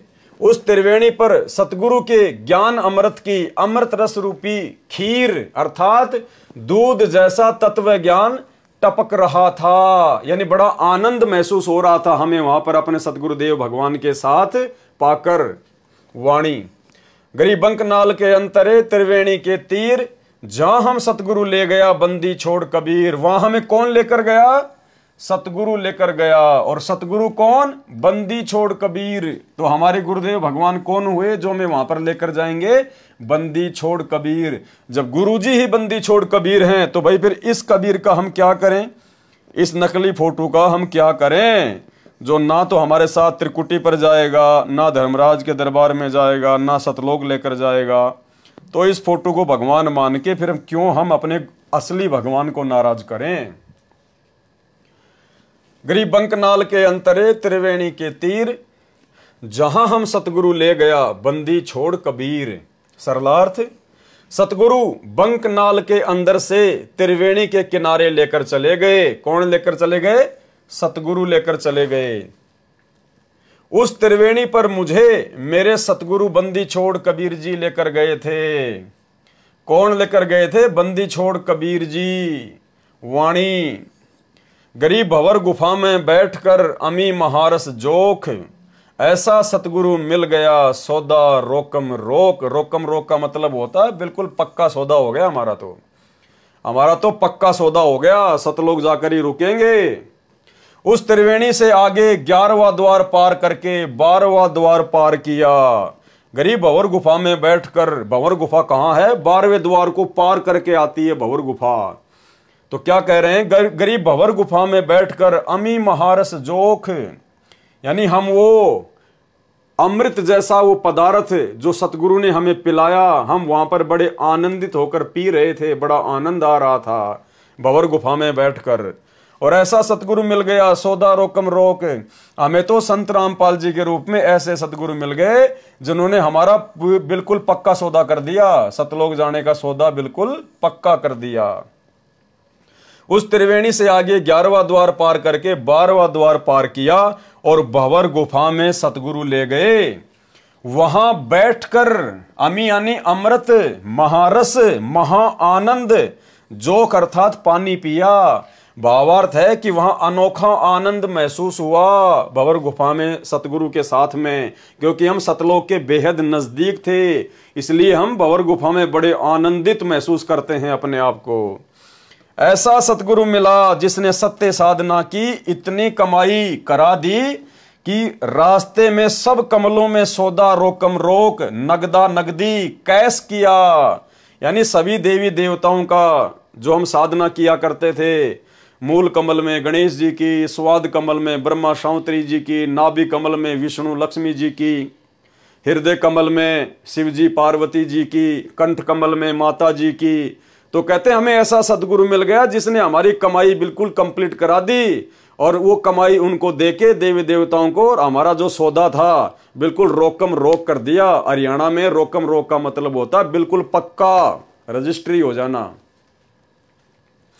वाणी, गरीब भंवर गुफा में बैठकर अमी महारस तोल, ऐसा सतगुरु मिल गया बज्र पोल दई खोल। बज्र पोल यानी वो ताला, वो द्वार जिसे कोई नहीं खोल सकता, सतगुरु ने पल में खोल दिया। बज्र पोल दई खोल। सरलार्थ, भंवर गुफा में अपनी भक्ति की धनराशि से सत्यलोक का सुख तुलवाया अर्थात प्राप्त किया। फिर सतगुरु साथ रहे, उन्होंने प्रत्येक द्वार पर लगे दृढ़ ताले वज्र पोल खोल दिए। पोल मानी खाली स्थान जो ढका हुआ हो, उसी को पोल अर्थात साहूकारों का घर जिसमें मेहमान बैठा करते थे, केवल नर मानव बैठा करते थे, उसे पोली अर्थात दहलीज कहते हैं, कहा करते, जो अब समाप्त प्राय हो चुकी है। सतगुरु ने उस पोली का द्वार खोल दिया अर्थात परमात्मा ने वो सारे दरवाजे खोल दिए। वाणी, गरीब भंवर गुफा में बैठकर अमी महारस जोख, यानी उस भंवर गुफा में बैठकर सतगुरु के साथ में हमने वो अमृत जैसा वो पदार्थ पिया, और ऐसा सतगुरु मिल गया, ले गया हम परलोक, हमारे को सतलोक में ले गया, हमें ऐसा सतगुरु मिल गया। भंवर गुफा में अमृत रस पिया अर्थात आनंद का अनुभव हुआ, और ऐसा सतगुरु मिला जो हमको परलोक अर्थात सतलोक में ले गया। गरीबदास जी आप और हमारा विश्वास दृढ़ कर रहे हैं कि भैया मैंने जो रिहर्सल की है वो पक्कम पक्की है, और तुम्हें वही सतगुरु मिल गया आज। अगर तुम भी मेरी के तरह दृढ़ रहकर आजीवन भक्ति करोगे तो तुम्हारा भी इसी प्रकार से सतगुरु बेड़ा पार करके सतलोक में बैठा देगा। तो ये आप और हमें विश्वास दिलाने के लिए, आप और हमें सतगुरु रामपाल जी परमेश्वर जी की भक्ति पर दृढ़ करने के लिए ये इतनी वाणियां गरीबदास जी महाराज जी ने लिखी, और सतगुरु रामपाल जी परमेश्वर जी ने इनका यथार्थ अनुवाद करके हमारे हाथों में दी। वाणी, गरीब पिंड ब्रह्मांड से अगम है न्यारी सिंधु समाद, यानी वो सतलोक जो है वो पिंड और ब्रह्मांड से अलग है। पिंड मानी ये शरीर और ब्रह्मांड मानी काल के 21 ब्रह्मांड, वो इनसे आगे है। न्यारी सिंधु समाध, उसको तो सहज समाधि से प्राप्त किया जा सकता है। न्यारी मानी अलग ही और समाध मानी समाधि से। ऐसा सतगुरु मिल गया देखा अगम अगाध। परमात्मा का स्थान इस पिंड अर्थात शरीर में नहीं देखा जा सकता, वह ब्रह्मांड से भिन्न है। उसके लिए सहज समाधि लगानी पड़ती है। सहज समाधि यानी सतगुरु रामपाल जी परमेश्वर जी ने हमें जो भक्ति दी है, जो मंत्र दिए हैं, वो हमारी सहज समाधि है, जो विधि हमें बताई है। ऊपर समाधि ले जाने के लिए जैसे आकाश रूप समुद्र को पार करना पड़ता है, वहां वह सत्यलोक है। हमने सतगुरु की महिमा जानी तो अगम अगाध अर्थात बहुत आगे का ज्ञान वाला है। उसका ज्ञान अगाध अर्थात गहरा है। देखा अगम अगाध अर्थात हमें जो सतगुरु मिले उनकी महिमा बहुत अगम अगाध है, बड़ी आगे की महिमा है, आसमानों से ऊपर की महिमा है। वाणी गरीब पिंड ब्रह्मांड से अगम है, न्यारी सिंधु समाध। ऐसा सतगुरु मिल गया दिया अक्षय प्रसाद। पिंड ब्रह्मांड से भिन्न जो स्थान देखा, वहां पर अक्षय प्रसाद अर्थात जो स्वादिष्ट मिष्टान स्वर्ग महास्वर्ग में नहीं मिलता, वह सतलोक में खाया। दिया अक्षय प्रसाद यानी परमेश्वर ने हमें ऐसा अक्षय प्रसाद दिया जो यहां पर 21 ब्रह्मांड में और 7 संग ब्रह्मांडों में नहीं है। इतना स्वादिष्ट था। जैसे काशी नगर में परमेश्वर कबीर जी ने भंडारा भोजन लंगर कराया, 18 लाख साधुओं को जिमाया भोजन कराया था। उस समय सभी लड्डू जलेबी कचौड़ी पकौड़ी हलवा खीर सब सतलोक से पका पकाया आया था। 9 लाख बैलों पर थैलों में भर भर कर लाद कर केशव रूप धारण करके स्वयं कबीर जी ही लेकर आए थे। इसी प्रकार परमात्मा का प्रसाद सतलोक में खाया और बड़े आनंदित हुए। वाणी गरीब ओगट घाटी उतरे यानी सतलोक जाने के लिए बड़े उबड़ खाबड़ रास्तों से हम उतरे। ओगट घाटी यानी जिस घाट का जिस रास्ते का किसी को ज्ञान ना हो, उबड़ खाबड़। सतगुरु के उपदेश सतगुरु के ज्ञान से सतगुरु की समर्थता से हमने उन सभी रास्तों को पार किया और पूर्ण पद प्रकाशिया। ज्ञान योग प्रवेश परमात्मा की कृपा से उनके ज्ञान उपदेश से हम ओगट घाट अर्थात कठिन घाटियों में से पार हो गए। सतगुरु जी ने पूर्ण तत्व ज्ञान का प्रकाश किया, पूर्ण पद प्रकाशिया। गुरु जी ने हमें तत्व ज्ञान देकर हमारे हृदय में उस तत्व ज्ञान का प्रकाश कर दिया। सतगुरु जी ने पूर्ण तत्व ज्ञान का प्रकाश किया और ज्ञान योग को मेरी आत्मा में प्रवेश किया। ज्ञान योग प्रवेश ताकि हम सतलोक जाने के रास्ते में भटक ना जाएं, धोखा ना खा जाएं। हमें इस काल लोक के दुखों का और सतलोक के सुखों का याद रहे, ज्ञान रहे। वाणी गरीब सुन सरोवर हंस मन और नाया सतगुरु भेद। सुरती नृति परचा भया अष्ट कमल दल छेद। सरलार्थ सुन स्थान सत्यलोक में मान सरोवर है। क्या कहते हैं? गरीब सुन सरोवर हंस मन यानी सतलोक में एक मान सरोवर है। सुन स्थान सत्यलोक में मान सरोवर है, वहां पर मेरी आत्मा यानी हंस ने स्नान किया। नाया सतगुरु भेद, उस स्थान पर सतगुरु देव को गूढ़ रहस्य के ज्ञान के द्वारा ही जाना संभव हुआ। यानी वहां मेरी आंखों के सारे पर्दे खुल गए। मैंने अपने गुरुदेव भगवान को परमात्मा के रूप में ठीक ठीक प्रकार से जान लिया। मेरे मन में कोई शंका कोई संशय नहीं रही। 8वें कमल को खोला, सुरती नृति से यह परिचय हुआ। सुरती नृति परिचय भया अष्ट कमल दल खोल, यानी 8वां जो कमल दल था वो भी खोल दिया। वाणी गरीब सुन बेसुन से अगम है, यानी वो जो सतलोक है वो सुन और बेसुन से भी आगे है। सुन यानी बहुत सारी सुन आती हैं। परमात्मा सत्संग में कहते हैं कि जब हम सतलोक में जाएंगे तो बहुत सारी खाली जगह आएंगी, सुन आएंगी, वैक्यूम पैलेस। गरीब सुन और बेसुन से अगम है, आगे है। पिंड ब्रह्मांड से न्यारा, इस शरीर से और काल के किस ब्रह्मांड से भी न्यारा है वो सतलोक। और शब्द समाना शब्द में अवगत वार न पार। और वहां जाकर फिर हमने क्या किया? जो शब्द हमें सतगुरु ने दिया था, सार शब्द, उसको हमने वहां पर जाकर जमा करा दिया सतगुरु के दरबार में। और उस सतगुरु की महिमा का कोई वार न पार नहीं है, अविगत वार न पार। जब आत्मा सतलोक को चलती है तब कई शून्य स्थानों से गुजरना पड़ता है।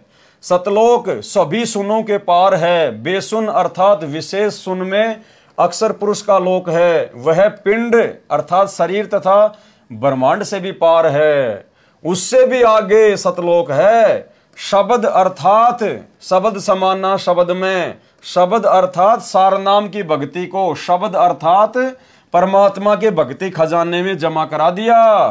परंतु परमात्मा अवगत की महिमा का कोई वार न पार नहीं, कोई सीमा नहीं, अवगत वार ना पार। वाणी गरीब सतगुरु को कुर्बान जा अजब लखाया देश, यानी हम ऐसे सतगुरु के ऊपर कुर्बान हो जाएं जिन्होंने हमारे को वो सतलोक रूपी अजब गजब देश के दर्शन करा दिए, लखा दिया। सतगुरु को कुर्बान जा अजब लखाया देश, तो आज हमें सतगुरु रामपाल जी परमेश्वर जी ने अपने ज्ञान से दिखा दिया, तत्व ज्ञान से दिखा दिया, अपने आशीर्वाद से दिखा दिया। और गरीबदास जी स्वयं देख कर आए थे आप और हमारे को विश्वास दिलाने के लिए। तो आज सतगुरु रामपाल जी परमेश्वर जी के वचनों पर ही हमने तो विश्वास कर लिया, हमने तो अपने गुरुदेव भगवान पर ही विश्वास कर लिया। हमने देखने की आवश्यकता नहीं है, हम देखने की जिद नहीं करेंगे, क्योंकि हमने तो अपने परमात्मा के प्रत्येक वचन को सत्य मान लिया। और यदि उनके वचन को ही सत्य नहीं मानेंगे, उनकी बात पे ही यकीन नहीं करेंगे कि गुरुजी जो बता रहे हैं पता नहीं वो सतलोक है कि नहीं है, ऐसी सुख सुविधा है या नहीं है, तो क्या खाक सतलोक जाएंगे हम? कभी पार नहीं हो पाएंगे, क्योंकि तो विश्वास का मार्ग है। कहे कबीर सुनो भाई साधो, मैं तो हूं विश्वास में। तो गरीबदास जी कह रहे हैं मैं तो आंखों देख के आया था भाई, इसलिए तुम्हें बता रहा हूं। और हम भगत बिना आंखों से देखे यकीन कर चुके हैं, गरीबदास जी जैसा यकीन कर चुके हैं। तो भाई और बहनों, बहुत बड़ी विशेष रजा है परमात्मा की आप और हमारे ऊपर। अगर आजीवन मर्यादा में लगे रहे, थोड़ा सा जीवन है, परमेश्वर सतलोक में ही ले जाकर छोड़ेंगे। गरीब सतगुरु को कुर्बान जा अजब लखाया देश, यानी बार बार सृष्टि रचना सुना सुना कर और उन महापुरुषों की वो वाणियां सुना सुना कर परमेश्वर ने हमें सतलोक दिखा दिया धरती लोक से। और पार ब्रह्म परवान है निरालम निज नेस, बलिहारी अपने सतगुरु पर। कौन से सतगुरु पर? सतगुरु रामपाल जी पर, क्योंकि हम अपने गुरुदेव की महिमा कर रहे हैं, हम अपने गुरुजी की महिमा कर रहे हैं। यहाँ पर गरीबदास जी के गुरुजी की महिमा नहीं कर रहे। और जो गरीबदास जी को गुरु रूप में मिला था वो यही गुरु था, इसलिए हम सीधे अपने गुरु की महिमा करेंगे। बलिहारी अपने सतगुरु रामपाल जी भगवान पर, जिसने अजब अर्थात अनोखा वो देश दिखा दिया, सतलोक दिखा दिया। पार ब्रह्म अर्थात परम अक्षर ब्रह्म परमाण है, वह निरालंब जिसको किसी का सहारा नहीं, वह अपनी शक्ति से स्थिर है, तथा निज नेस अर्थात खास पाप नाशक है वो परमात्मा। वाणी गरीब सतगुरु सोहम नाम दे गुज बीरज विस्तार। भाई गरीबदास जी का सतगुरु भी सोहम नाम दिया करता था, तो हमें गरीबदास जी का सतगुरु थोड़े देगा सोहम नाम? आज हमें किसने दिया? हमें कौन दे रहा है? हमें सतगुरु रामपाल जी दे रहे हैं। गरीब सतगुरु सोहम नाम दे और गुज बीरज विस्तार, और बिन सोहम सीजे नहीं मूल मंत्र निज सार, यानी वो सार नाम भी सोहम के बिना काम नहीं करेगा। सतगुरु सोहम नाम जाप देता है, तो आज हमें किसने दिया भाई? हमें कौन दे रहा है वो नाम जाप? भाई सतगुरु देता है, बहुत अच्छी बात है। और वो सतगुरु यदि आज ना हो तो फिर क्या फायदा उसकी महिमा का? तो आज वो सतगुरु दे रहा है भाई। कौन? सतगुरु रामपाल जी। तो कौन दे सकता है वो नाम? गरीबदास जी कह रहे हैं सतगुरु दे सकता है। और सतगुरु गरीबदास जी ने किसको बताया? कबीर जी को बताया। तो आज हमें कौन दे रहा वो नाम? सतगुरु रामपाल जी। तो सतगुरु रामपाल जी कौन हुए? कबीर परमात्मा हुए, कबीर साहिब हुए। इसलिए तो हमने इस नकली कबीर साहिब को अपने घर से निकाल दिया। गरीब सतगुरु सोहम नाम दे गुज बीरज विस्तार, और बिन सोहम सीजे नहीं मूल मंत्र निजसार। सरलार्थ सतगुरु सोहम नाम जाप देता है, इससे आगे और गुज यानी गूढ़, बीरज यानी विशेष ज्ञान, विस्तार के साथ उपदेश मंत्र का राज यानी रहस्य जो सतगुरु उपदेश देते समय समझाता है। पहले सोहम मंत्र का जाप देता है। सोहम के जाप बिना मूल मंत्र अर्थात सारनाम सीजे नहीं अर्थात लाभ नहीं देता। यानी सारनाम से पहले सतगुरु हमसे सोहम नाम की कमाई करवाएगा, फिर वो सारनाम लेने के बाद फिर हमारी भक्ति आगे बढ़ेगी।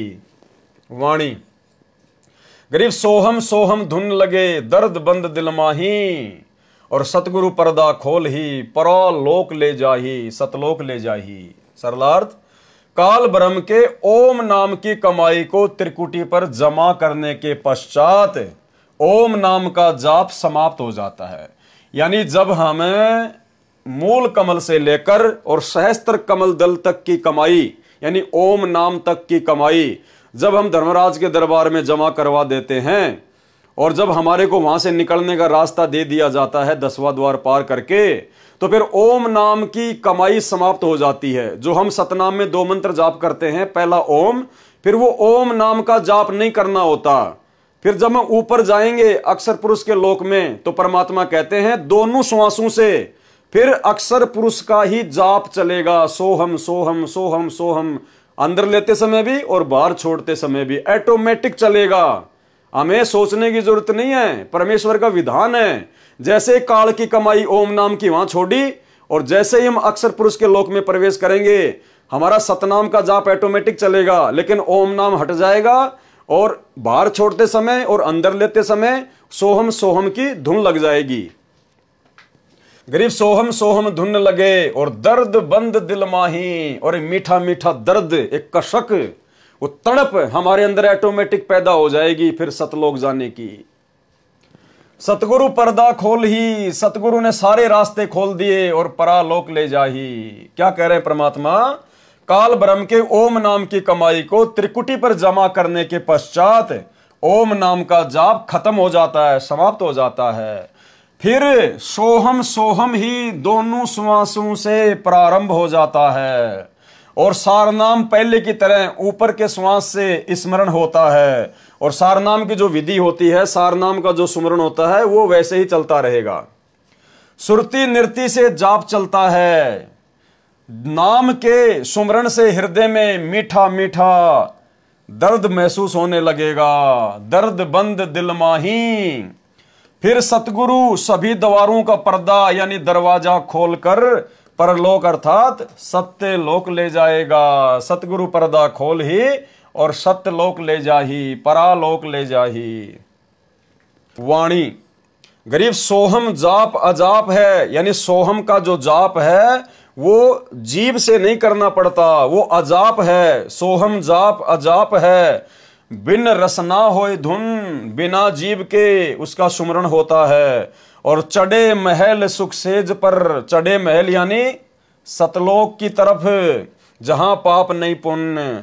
सोहम नाम का जाप अजपा जाप है क्योंकि इसमें जिव्या तथा होठ प्रयोग नहीं होते, केवल श्वास से सुमरण होता है। उसी से सोहम जाप की आवाज होती है। उस महल अर्थात सत्यलोक में चढ़ जाते हैं जहां पाप तथा पुण्य का व्यवहार नहीं है।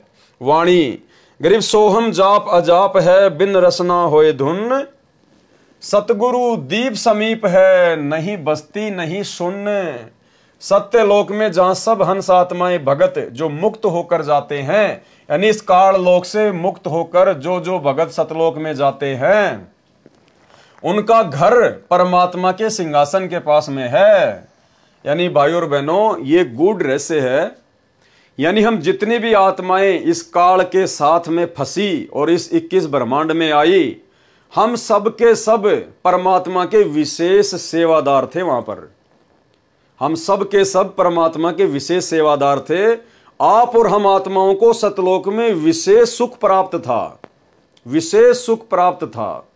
अब जैसे एक तो कोई प्रधानमंत्री के आसपास उसका कोई रिश्तेदार हो, उसका कोई बॉडीगार्ड हो, और एक कोई आम जनता हो, तो इस प्रकार से हम जितने भी लोग, जितने भी आत्माएं जो 21 ब्रह्मांड में फंसी पड़ी हैं, हम सब परमात्मा के सिंहासन के आसपास में रहा करते थे। हम परमेश्वर के विशेष प्यारे, विशेष सेवादार थे। वैसे तो सारे प्यारे हैं परमात्मा के, लेकिन कुछ खास भी होते हैं भाई। तो हम परमेश्वर के वो विशेष थे, क्योंकि जब जीव को ज्यादा सुख हो जाता ना, फिर वो उसकी वैल्यू नहीं समझ पाता है। तो हमने वहां पर इतने सुख थे, इतने ठाठ बाट थे, परमात्मा के सिंहासन के आसपास हम रहा करते थे। मिनट मिनट में परमात्मा के दर्शन करना, मिनट मिनट में परमात्मा से आशीर्वाद लेना। जिस प्रकार सतलोक आश्रम बरवाड़ा में जो गुरुदेव भगवान के आसपास रहा करते थे तो वो भी भगत ही, और वो भी भगत थे जो बेचारे पंडाल में चुपचाप जो है वो बैठा रहा करते थे। अब परमात्मा की दृष्टि में तो दोनों बराबर थे, लेकिन ज्यादा सुखी, ज्यादा परमात्मा के प्यारे लोग फिर किसको मानते हैं? जो गुरु जी के पास में रहते थे, गुरु जी के पीछे बंदूकें लेके चलते थे, गुरु जी पे चवर करते थे, बार बार गुरु जी से आशीर्वाद लिया करते थे। तो एक समय एक बिहार से एक माई थी, बूढ़ी बैठी थी बेचारी, पंडाल में माला कर रही थी अपनी बैठी बैठी, आशीर्वाद के लिए लाइन लगी तो वो भी लग गई। अब भगतों की तो होती है, अब गुरु जी के आसपास जो भगत रहते थे, गुरु जी के साथ में चलते थे, कोई बंदूक लेके चल रहा है, कोई चवर कर रहा है, कोई क्या कर रहा है। तो उस माई ने जाकर गुरु जी से कहा, जब माई का नंबर आया आशीर्वाद लेने का, तो सतगुरु रामपाल जी परमेश्वर जी से सतलोक आश्रम बरवाड़ा में उस माई ने कहा कि गुरु जी, बोले हाँ माई, बोला गुरु जी सबसे पहले तो यही भगत पार होंगे जो आपके आसपास रहते हैं, दिन में 20 बार आपसे प्रसाद लेते हैं, 50 बार आप इनको आशीर्वाद देते हो, 24 घंटे आपके साथ में रहते हैं। गुरु जी सबसे पहले तो यही पार होंगे, यही जाएंगे सतलोक। अब माई ने तो जैसा ज्ञान था वैसा कह दिया। तो गुरु जी ने कहा कि माई एक बात बता। बोला जी गुरु जी बताइए। बोला डॉक्टर के सबसे नजदीक कौन सा मरीज रहता है, यानी डॉक्टर सबसे ज्यादा किस मरीज की देखभाल करता है, बार बार किस मरीज को समझाता है। बोला गुरुजी डॉक्टर तो बार बार फटाफट उसी मरीज के पास जाएगा जो ज्यादा सीरियस हो, ज्यादा जो बीमार हो, सीरियस हालत हो, जो कोमा में हो। तो गुरुजी ने कहा कि बेटी ये जितने भी मेरे आसपास घूमते तुम्हारे को बहुत बड़े भगत नजर आ रहे हैं ना, ये बॉडीगार्ड, ये सेवादार, ये सारे के सारे ये कोमा में है, कोमा में ये भयंकर रूप से बीमार हैं। अगर मैं इनको अपने आसपास ना रखूं, ये सेवा ना दूं, तो काल इनको कब का उठा के ले जाए। तो माई की बात समझ में आ गई और गुरुजी ने कहा कि बैठ के अपनी माला कर ले, इस चक्कर में मत पड़ना कि कौन भगत बड़ा है और कौन भगत छोटा है। तो इसी प्रकार हैं तो सारे परमात्मा के प्यारे ही सतलोक में, लेकिन यहां परमात्मा क्या कह रहे हैं, सतलोक में जहां सब हंस आत्माएं भगत जो मुक्त होकर जाते हैं, उनका घर कहां है? परमात्मा के सिंहासन के पास में है। इसलिए गुरुजी हमें बार बार कहते हैं कि तुम्हारा सौभाग्य, तुम्हारी जो किस्मत है वो ब्रह्मा विष्णु महेश के पता नहीं कितना गुना ऊपर है। ब्रह्मा विष्णु महेश की किस्मत तो तुम्हारे पासिंग भी नहीं है। यानी आज हम निकम्मों का नंबर आ गया, जो परमात्मा के सारे ठाट बाट को छोड़कर इस काल के चक्कर में फंस गए थे कि ना जाने यहां से भी ज्यादा सुख देगा हमें, वहां पर यहां गधा कुत्ता बना के गोबर खिला दिया। फिर तो परमात्मा के सिंहासन के पास है, उनका दीप सतलोक में ही भिन्न है। जैसे राजा का महल अलग होता है, परंतु सभी को जैसे सूर्य के दर्शन होते हैं और अपने साथ ही रहता नजर आता है, ऐसे परमात्मा प्रत्येक सतलोकवासी को महसूस होता है। तो भाइयों और बहनों, इसलिए परमात्मा यहां आकर इतना दुख उठाते हैं, क्योंकि हम परमात्मा के विशेष लाडले हैं, विशेष प्यारे हैं, जो सतलोक में उनके आसपास रहा करते थे। और जब जीव को ज्यादा सुख हो जाता ना, वही भ्रमित हो जाता है। तो सतलोक में जो दूर दूर के द्वीप में जो भाई बहन हमारे जो रह रहे थे, वो भ्रमित नहीं हुए, लेकिन हम कुछ ज्यादा ही सुखी थे वहां पर। हम परमात्मा के ज्यादा ही लाडले थे, ज्यादा ही प्यारे थे, इसीलिए परमात्मा हमारे लिए यहां आकर इतना दुखी हो रहा है। तो अब हमने इस बात को समझना चाहिए, जब हमारा बाप सतलोक का सुख छोड़कर और यहां भटक रहा है आप और हमारे लिए, तो फिर हमने तो यहां के दुखों को छोड़ने में देरी करनी नहीं चाहिए। सतलोक में जहां सब हंस आत्माएं यानी भगत जो मुक्त होकर चले जाते हैं, उनका घर कहां है? परमात्मा के सिंहासन के पास में है। उनका दीप सतलोक में ही भिन्न है। जैसे राजा का महल अलग होता है, परंतु सभी को जैसे सूर्य के दर्शन होते हैं और अपने साथ ही रहता नजर आता है, ऐसे परमात्मा प्रत्येक सतलोकवासी को महसूस होता है। वाणी। गरीब सुन बस्ती से रहित है, मूल मंत्र मनमाही, और जहां हम सतगुरु ले गया, अगम भूमि सत ठाही। मूल मंत्र अर्थात सार नाम को मन में रख लगाकर जाप करने से उस स्थान पर चले जाते हैं। जो सतलोक सब सुनू से बनी बस्ती अर्थात लोकों से रहित है, अर्थात न्यारा है, जहां पर हमें सतगुरु लेकर गया। गरीबदास जी कह रहे हमें कौन लेकर गया? सतगुरु। तो हमें कौन लेकर जाएगा? सतगुरु, ना कि ये कागज की फोटो। वह भूमि अगम अर्थात वह लोक आगे वाला है। सत ठाही यानी सच्चा स्थान, ठाही यानी स्थान, सत ठाही सत्य लोक है। वाणी। गरीब मूल मंत्र निज नाम है, सुरती सिंधु के तीर, और गैबी बाणी अरस में सुर नर धरे न धीर। मूल मंत्र जो सार नाम है उसका जाप सुरती नृत्य से किया जाता है। गरीब मूल मंत्र निज सार है यानी वो वास्तविक नाम है मूल मंत्र, और सुरती सिंधु के तीर यानी सुरती और नृत्य से उसका जाप किया जाता है, बड़े ध्यान से उसका जाप किया जाता है। और गैबी बाणी अरस में जब हम ऊपर जाएंगे तो वहां पर बहुत सारी गैबी बाणी यानी ऐसी ऐसी भयंकर गुप्त आवाजें आएंगी। और सुर नर धरे न धीर, सुर यानी देवता, नर यानी इंसान, ये वहां पर डामाडोल हो जाते हैं। जब ऊपर जाएंगे ना तो गुरुजी ने बताया काल का इतना भयंकर षड्यंत्र है, वो ऐसी ऐसी भयंकर गैबी बाणी यानी गुप्त आवाजें निकालेगा, बिजली जैसी कड़केंगी, भयंकर भयंकर आवाजें होंगी जैसे बादल गरजते हैं। तो ये छोटे मोटे संत ऋषि महात्मा जिनको सतगुरु प्राप्त नहीं होता है, जो कोई तप करके ओम नाम की कमाई करके मनमुखी रूप से जो ऊपर जाते हैं, कहते वो उन आवाजों को सुन के डगमग हो जाते हैं, उनके कालजे फट जाते हैं, वो वापस भग लेते हैं वहां से। गरीब मूल मंत्र निज सार है, सुरती सिंधु के तीर, और गैबी बाणी अरस में सुर नर धरे न धीर। और उस समय में हमने क्या करना है? हमने अपने सार नाम के जाप को निरंतर चालू रखना होता है सुरती नृत्य से। सरलार्थ, मूल मंत्र जो सार नाम है उसका जाप सुरती नृत्य से किया जाता है। सुरती यानी सूक्ष्म दृष्टि, और सिंधु यानी सागर, तीर यानी किनारे। जैसे भव सागर है ऐसे ही सतलोक सागर है, उसके किनारे जाने के लिए सूक्ष्म ध्यान सुरती की आवश्यकता है। वो ऑटोमेटिक लगेगी हमारी, हमने टेंशन लेने की जरूरत नहीं है। गुरुजी जब हमें सार नाम देंगे तो हमें उसकी विधि बताएंगे, और जब हम उस लोक में जाएंगे जहां पर हम जाएंगे ऑटोमेटिक वो सुरती हमारी उस नाम पे ऑटोमेटिक लग जाएगी। हमें घबराने की जरूरत नहीं है, टेंशन लेने की जरूरत नहीं है। ये तो परमात्मा में समझ आ रहा है कि ऐसा ऐसा होता है। गरीबदास जी ने बताया कि मैं गया था भाई वहां पर तो ऐसा ऐसा है, यानी कोई ये सोचे कि हम तो बिना सतगुरु के ही सतलोक चले जाएंगे। तो गरीबदास जी कह रहे कि इस बहम में ना रहना, बहुत बड़ा बखेड़ा है काल का।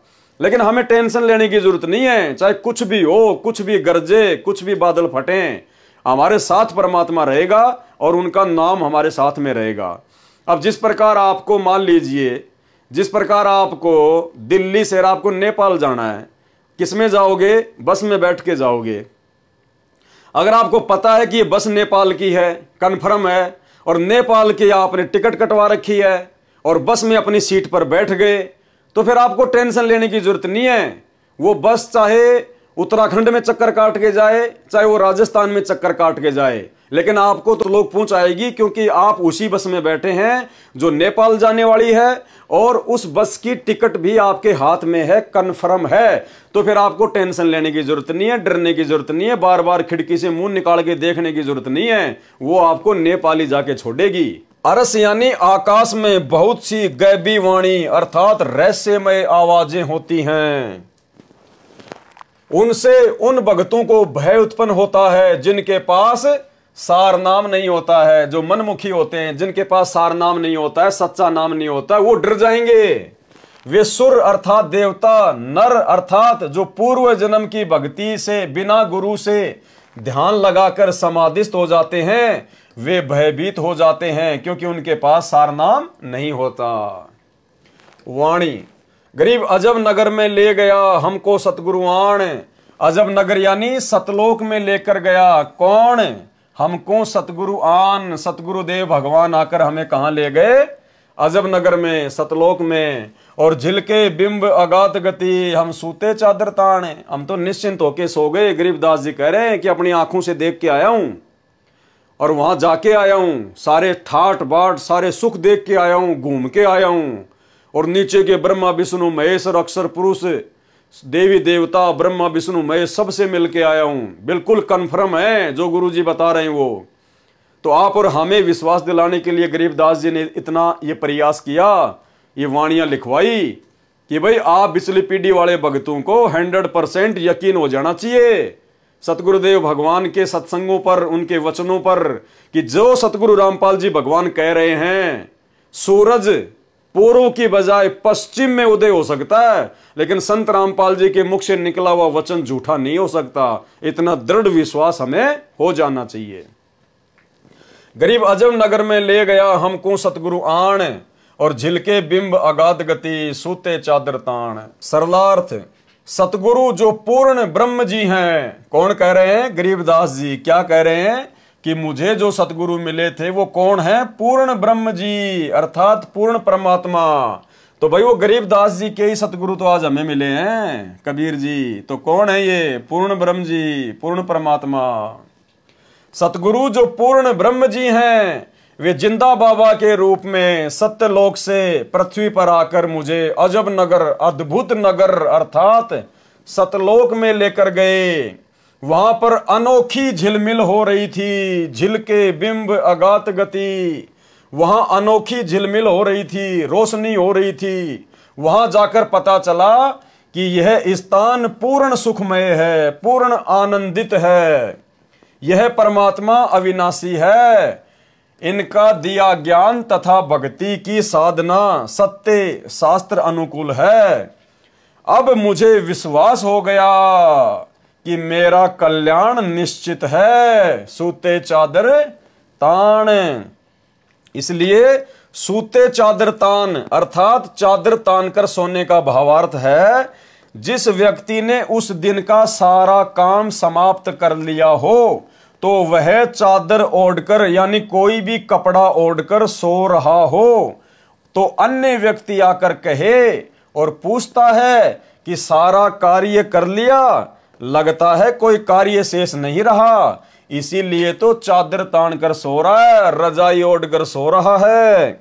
चादर तान कर सोना मतलब निश्चिंत होकर रहना। तो हमें विश्वास दिला रहे हैं गरीबदास जी महाराज कि मैं जो तुम्हें कह रहा हूं बिल्कुल कन्फर्म है। हम देखा सो साच है और सकल परपंच, और जो देखा वही गरीबदास जी ने वाणी में लिखवाया। तो हम भक्तों को बिना सतलोक देखे, और भाई और बहनों हम जितने भी साथ संगति से भाई बहन जुड़े हुए हैं, आप और हमें अच्छे से पता है, अंदर से पता है कि हमने कभी सौपन में भी नहीं सोचा कि हमारे गुरुजी हमें सतलोक के दर्शन जो है वो करवा कर लाएं।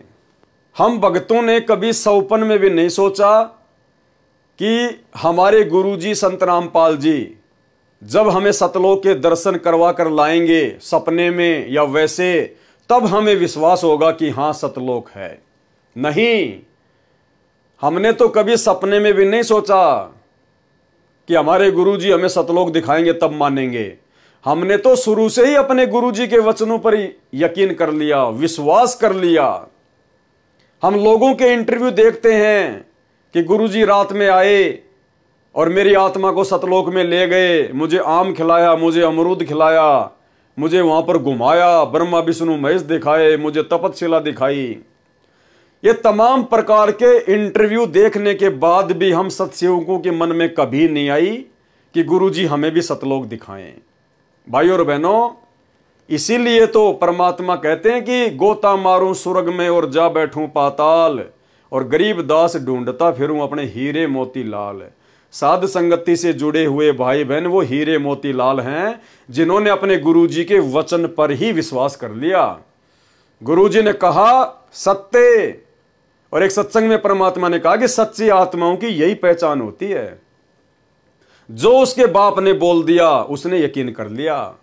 उदाहरण दिया गुरुदेव भगवान ने कि बाप अपनी जवान बेटी का रिश्ता तय करके आता है और शाम को घर आकर बताता है कि लड़का ऐसा है, ऐसा ऐसा सुंदर है, ऐसा ऐसा उसके मकान है, ऐसी ऐसी उसके जमीन है, तो वो बेटी अपने बाप के मुंह से सुनकर ही यकीन कर लेती है। वो बेटी अपने बाप से ये नहीं कहती कि मुझे दिखा के लेके आ, क्योंकि उस बेटी को अपने बाप पे यकीन है कि मेरा बाप जो भी कुछ करेगा मेरे अच्छे भविष्य के लिए करेगा। वो बेटी कोई प्रश्न चिन्ह नहीं उठाती, कोई सवाल नहीं करती, कोई ऑब्जेक्शन नहीं करती, और उसको पक्का विश्वास होता है कि जैसा मेरे बाप ने कहा वैसा ही मुझे वहां का घर बार मिलेगा, मुझे मेरा होने वाला पति मिलेगा। तो भाइयों और बहनों, ये अच्छी आत्मा की पहचान बताई परमात्मा ने। तो ये केवल साध संगत से जुड़े हुए भाई बहन हैं, जिन्होंने कभी सौपन में भी ये नहीं सोचा, कभी भी ये जिद नहीं करी कि गुरुजी हमें भी सतलोक दिखा कर लाएं। अरे हमारे बाप सतलोक से तो आए, ये सतलोक के तो राजा हैं, सतलोक के शहंशाह हैं, और ये तो सतवादी है, झूठ तो इनके आसपास भी नहीं है। सतवादी के चरणों की मैं सिर पर डारूं धूर, और 84 निश्चय मिटे पहुंचूं तख्त हजूर। अगर हम अपने बाप पर ही शंका करेंगे तो लाख जन्म भी सतलोक नहीं जा पाएंगे। तो आप और हम वो आत्मा हैं जिन्होंने सतगुरु के वचन पर विश्वास किया, और उसका ये परिणाम मिला, उसका ये फल मिला कि सतगुरु ने हमें सतलोक जाने के ट्रेनिंग सेंटर साध संगति से जोड़ दिया। वाणी गरीब अगम अनाहद दीप है, अगम अनाहद यानी आगे के लोगों के आगे वो दीप है, सतलोक है। अगम अनाहद लोक, अगम अनाहद गवन है, अगम अनाहद मोख। यानी भाई और बहनों, ये जो वाणियां हैं, ये जो शब्द हैं, ये कई बार जब हम इनको रिपीट करेंगे, पढ़ेंगे, तब जाके इनका सरलार्थ हमारे समझ में आएगा। तो अगर किसी भाई बहन को अगर एक बार में इनका ये सरलार्थ अगर समझ में नहीं आता है, अगम अनाहद दीप है, अगम अनाहद लोक, अगम अनाहद गवन है, अगम अनाहद मोख, यानी मुझ पवनदास को ही नहीं आ रहा। इसीलिए तो परमात्मा अंतर्यामी ने इसका सरलार्थ किया है। अगर गुरुदेव भगवान के द्वारा किए गए सरलार्थ को भी यदि हम 20% भी समझ लेंगे, 100% किए हुए सरलार्थ को यदि 20% भी समझ लेंगे ना, तो भी हमारी मानता है, क्योंकि ये बहुत गूढ़ रहस्य युक्त वाणियां हैं। ये ना सोचना कि पवनदास को तो सारी याद हैं, पवनदास को याद नहीं है। पवनदास तो परमात्मा के द्वारा जो सरलार्थ किया गया है, और जितना परमात्मा ने मुझे बुद्धि बख्शी है, थोड़ा बहुत मैं तो उसी आधार से आप लोगों को बता रहा हूं, समझा रहा हूं, साथ संगति हो रही है। तो कोई ये ना सोचे कि यार मेरी समझ में नहीं आ रहा, तुम दिमाग पे ज्यादा टेंशन नहीं लेना, ज्यादा जोर मत डालना दिमाग पे। ये वाणी समझ में आए ना आए, इनका सरलार्थ हमारे को पूरा का पूरा समझ में आए ना आए, इस बात से कोई फर्क नहीं पड़ता। ये स्वयं सिद्ध वाणियां हैं। जैसे कोई व्यक्ति किसी से जादू जंत्र मंत्र करवाता है, और वो व्यक्ति उसको एक ताबीज दे देता है, और वो ताबीज को यहां पर बांध लेता है। अब वो ताबीज को बार बार देखने की जरूरत नहीं है, उसको खोलने की जरूरत नहीं है, उसने जंत्र मंत्र डाल के उस ताबीज में डाल रखा है। बस हमने केवल बांध के रखना है, वो ताबीज अपना काम पूरा करेगा। हालांकि हमने नहीं बांधना, हम तो इन पाखंड से दूर हैं। एग्जाम्पल दिया जा रहा है, कहने का मतलब है वो जो ताबीज उसको दिया जाता है वो स्वयं सिद्ध करके दिया जाता है। तो ये वाणियां परमात्मा की स्वयं सिद्ध हैं, भले हमें पूरी की पूरी समझ में नहीं आ रही, लेकिन ये पूरा काम अपना अवश्य करती हैं जब हम इनका पाठ करते हैं। अब जैसे किसी को सर्प डस जाता था, अब उसको एक गारडू होता था, विष उतारने का वो मंत्र सिद्ध कर लेता था। ये धात्मिक जो विज्ञान है ये सबसे उत्तम है। अभी तक आपने देखा होगा कोई झाड़े झूड़े ला दिन छोटा मोटा बुखार उतार देते हैं, तो ये इस तरह की क्रियाएं हैं। लेकिन ये भक्ति, ये तो एक अंश मात्र है। और भक्ति जब सत्य साधना आपको मिल जाएगी, किसी चीज़ की जरूरत नहीं पड़ा अपने, ना झाड़ियाँ की। इस परमात्मा की भक्ति में सारी शक्ति है, सारा कुछ अध्यात्म मार्ग इसमें है। अब जैसे किसी ने कोई मंत्र सिद्ध कर लिया, आपका मंगलाचरण है जो हम आपको देते हैं, सबसे पहले इसको बोला जाता है। ये मंगलाचरण सब मंत्रों का मूल मंत्र है, चाहे किसी झाड़े ला लो, लेकिन आप झाड़ा मत लगाना। इस मंत्र को जाप करने से आपके आसपास कुछ भी नहीं रहेगा, और फिर आपका मंत्र जो दूसरा दे रखा है वो करते रहे। तो कहने का भाव ये है कि इस दास ने इस अध्यात्म मार्ग का बिटर एक्सपीरियंस हुआ। और पहले परमात्मा ने सन 1988 से 1994 तक 6-7 वर्ष इन सभी संतों महंतों महात्माओं की जानकारी दिवाई, के सत्संग सुना, इनकी क्रियाएं देखी, तो सुनने को मिला कि गरीबदास जी संत था। उसने गरीबदास जी के ग्रंथ में एक शब्द है, घट ही अंदर गारडू धोखे मर गईया, सार शब्द चीन्या नहीं और कोई भेद ना लैया। ये 5-7 लाइन है, उसने उसको सिद्ध कर लिया 1000 बार 2000 बार पढ़ के। तो उसमें शक्ति आ गई कि सर्प किसी ने ड्रेस दिया, वो मंत्र बोल देता, मन मन में बुदबुदा देता, उसका जहर उतर जाता, जीवित हो जाता था। वो उसी से प्रभु पाक गया, संत कहा गया। और हम इस वाणी ने रोज पढ़ना तो या आत्मा के सारे जहर तार देगी। जैसे गारडू अपना मंत्र बोलता है और जिसको सर्प डस गया मूर्छित पड़ा है, वो ना उस मंत्र को सुन रहा है ना समझ रहा है, लेकिन वो मंत्र अपना काम कर रहा है। उसने उस विष को उतार दिया, विष उतरते ही वो चेतन हो गया, जीवित हो गया, मूर्छा उसकी खत्म हुई, तो अपना सुचारू काम करने लग गया। सरलार्थ, अगम सबसे ऊपर आगे का अनाहद दीप अर्थात सतलोक, जिस दीप की कोई सीमा ना हो, ऐसा दीप यानी क्षेत्र है वो सतलोक। उस क्षेत्र में ऐसा ही अनाहद जिसका कोई अंत न हो, सतलोक स्थान है। इस वाणी में अनाहद दीप का अर्थ है ऊपर के चारों शाश्वत लोकों का क्षेत्र, सतलोक, अलखलोक, अगमलोक और अकैलोक। इस लोक में जाने के लिए भी अगम यानी अन्य लोकों वाले भक्ति मार्ग से आगे का अर्थात उत्तम भक्ति है। गवन प्रस्थान उस भक्ति मार्ग से सबसे आगे का अगम अनाहद मोक्ष शाश्वत मोक्ष है। अब बताओ हम इसको क्या समझेंगे? गुरुजी ने यथार्थ अनुवाद कर दिया, उसके बाद भी हमारे दिमाग में 5% भी नहीं आई। तो इसका निष्कर्ष यह है, परमात्मा कह रहे हैं कि सबसे पहले तो हम यहां से जो आगे का लोक है, जो अगम लोक है, अगम दीप है, सतलोक, हम वहां जाएं। और वहां जाने के बाद फिर ऊपर के जो 3 लोक और हैं, सतलोक के ऊपर अगम लोक, अलक लोक, अकय लोक, फिर वहां जाने के लिए भी भक्ति करनी पड़ती है। वैसे तो सतलोक में ही सारे सुख हैं, भले आप ऊपर की भक्ति ना करो, वहां आपका जन्म मरण नहीं होगा, बुढ़ापा नहीं होगा, कोई रोग नहीं होगा, किसी प्रकार की कोई कमी नहीं होगी, कोई काम नहीं करना पड़ेगा। लेकिन यदि उससे भी आगे जाना चाहो, उससे भी ज्यादा सुख प्राप्त करना चाहो, तो फिर उन आगे के लोकों की भी सतलोक में जाने के बाद में भक्ति करनी पड़ती है। वो तुम्हारी मर्जी, चाहे करो चाहे ना करो, इसका फाइनल रिजल्ट ये है।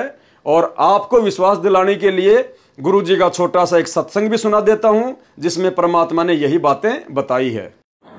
सतलोक में जाके सुरता संकट कट जा सारे, अलख लोक और अगम लोक के, यानी सतलोक में जाकर के फिर अलख अगम लोक को और सतनामी को हम वहां जाकर के प्राप्त करेंगे। वहां अलग से वहां भक्ति, हम चाहेंगे ऊपर जाना तो वहां भक्ति करेंगे, नहीं तो सतलोक में। जैसे हम इस लोक ने छोड़कर राजी को ना, और ये तो छुट्टे भी गा, तो वहां तो इतना आनंद हो जाएगा, वो आपकी इच्छा आगे ऊपर चलना या ना चलना, सतलोक तक जाने के बाद कोई कष्ट नहीं है, फिर पुनर्जन्म नहीं है।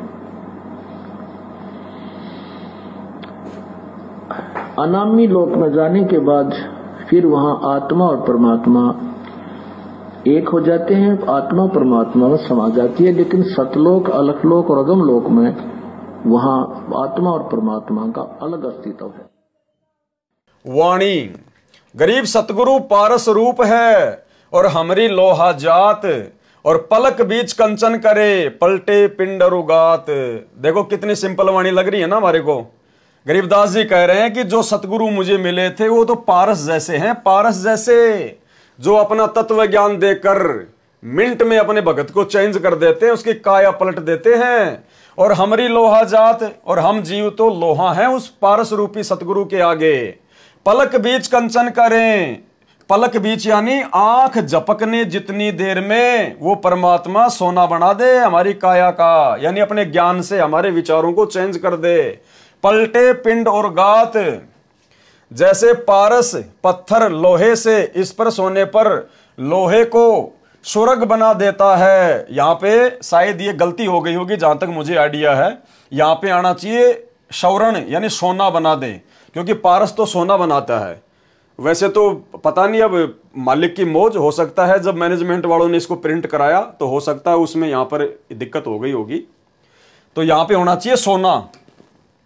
जैसे पारस पत्थर लोहे से स्पर्श होने पर लोहे को सोना बना देता है, जिस कारण से वह बहुमूल्य हो जाता है, इसी प्रकार हम तो लोहा जैसे जीव थे। यानी सतगुरु रामपाल जी परमात्मा के मिलने से पहले हम तो लोहे जैसे थे। लोहा भी जंग लगा हुआ, किसी काम का नहीं, खराब, 84 में जाने वाले थे हम तो।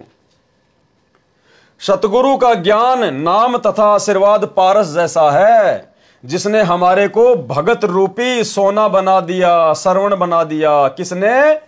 पारस रूपी सतगुरु रामपाल जी परमेश्वर जी ने हमारा पिंडरुगात अर्थात शरीर ही पलट दिया, अर्थात बुराई छुड़वाकर सत्य भक्ति पर लगाकर जीव का उद्धार कर दिया। वाणी, गरीब हम तो लोहा कठिन है और सतगुरु बने लुहार। यानी हम तो बहुत ही ज्यादा जो है बिगड़े हुए जीव थे, बिल्कुल घटिया स्तर के जीव, और सतगुरु बने लुहार। सतगुरु भी एक नंबर का लुहार निकला, मार मार के थोड़े अपने तत्व ज्ञान के, मार मार के चोट, फिर गर्म किया, फिर थोड़े मारे, बार बार सृष्टि रचना सुनाई, बार बार ज्ञान सुनाया। गरीब हम तो लोहा कठिन है, सतगुरु बने लुहार, और जुगन जुगन के मोर्चे तोड़ गणे गड़सार। जुगन जुगन के मोर्चे, असंख्य युगों के हमारा वो अज्ञान, वो मैल जो हमारी आत्मा पे चढ़ा हुआ था, मालिक ने मार मार के हथौड़े, वो घण मार मार के हमारे को कोमल कर दिया। गरीब हम तो लोहा कठिन है, सतगुरु बने लुहार, और जुगन जुगन के मोर्चे तोड़ घणे घनसार। किसने किया? समर्थ सतगुरु रामपाल जी भगवान ने। इनके बिना कोई भी जीव की काया पलट नहीं कर सकता, अवगुणी जीव को सद्गुणों में तब्दील नहीं कर सकता। आप और हम कितने नीच थे, कितने घटिया थे, कितने बिगड़े हुए थे, कितनी गंदी सोच थी, कितनी घटिया मानसिकता थी, अपने स्वार्थ से ऊपर कुछ देखा ही नहीं करते थे। और आज देखो परमात्मा ने बिल्कुल सोना बना दिए, सोना। तो कौन कर सकता है भाई? ये केवल पारस रूपी सतगुरु कर सकता है, ये असली लोहार कर सकता है। गरीब हम तो लोहा कठिन है, सतगुरु बने लुहार, और जुगन जुगन के मोर्चे तोड़ घड़े घनसार। अन्य उदाहरण दिया है कि सतगुरु तो लुहार समान है, हम लोहा थे, यानी सतगुरु तो लुहार के समान और हम थे लोहा। लोहा भी जर युक्त, यानी बिल्कुल घटिया क्वालिटी का लोहा, जर लगा हुआ। कठिन अर्थात अहंकार से युक्त, भक्ति रहित थे।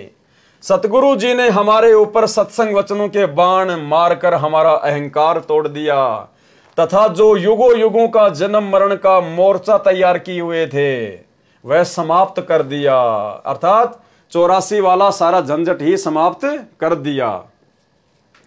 वाणी, गरीब हम पशुआ जनजीव हैं, हम तो जानवर के जैसे हैं, जानवर के जैसे।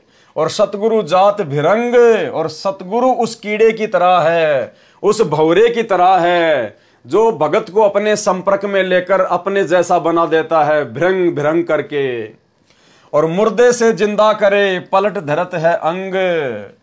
भक्ति का ज्ञान न होने के कारण हम तो पशु के तुल्य जीवन जी रहे थे। सतगुरु जी ने बार बार सत्संग सुनाकर अपने जैसा बना लिए। जैसे एक भृंग कीड़ा पंखों वाला अन्य बिना पंखों के कीड़े को अपनी आवाज सुना सुनाकर अपने जैसा बना लेता है। हम भक्ति मार्ग से भटके हुए थे, हम मुर्दों जैसा जीवन जी रहे थे, जीवन में कोई उत्साह नहीं था। परमात्मा ने तत्व ज्ञान सुनाकर, किसने सुनाया तत्व ज्ञान? परमात्मा ने, परमात्मा सतगुरु रामपाल जी ने। परमात्मा ने तत्व ज्ञान सुनाकर जीवन में नई चेतना भरकर जिंदा समान कर दिया, जिंदा समान। वाणी, गरीब सतगुरु शिकलीगर बने। शिकलीगर होता है जो ताले की चाबी बनाता है कूट कूट के। गरीब सतगुरु शिकलीगर बने और यो तंतेगा दे, और हमारा शरीर तो जो है वो तलवार के जैसा था। जुगन जुगन के मोर्चे और खोवे ब्रह्म संदेह, शिकलीगर तालों को ताली लगाते थे, जो नई चाबी एक कील को कूट छेद कर बना देते थे। सतगुरु इसी प्रकार हम जीवों को भक्ति करने योग्य शब्द की चोट मारकर बनाते हैं। इसलिए कहा है कि सतगुरु शिकलीगर बने और ये शरीर तेगा यानी तलवार तुल्य है। इस शरीर से भक्ति करके जन्म मरण से छुटकारा पाने का युद्ध जीतना है। सतगुरु युगों युगों का भ्रम निवारण करके सर्व शंकाओं का नाश कर देते हैं। वाणी संख्या 97। गरीब सतगुरु कंद कपूर है। कंद यानी फल और कपूर यानी अमृत जैसा। सतगुरु कंद कपूर है और हमरी तुनका दे, और हम क्या हैं? तुनके जैसे।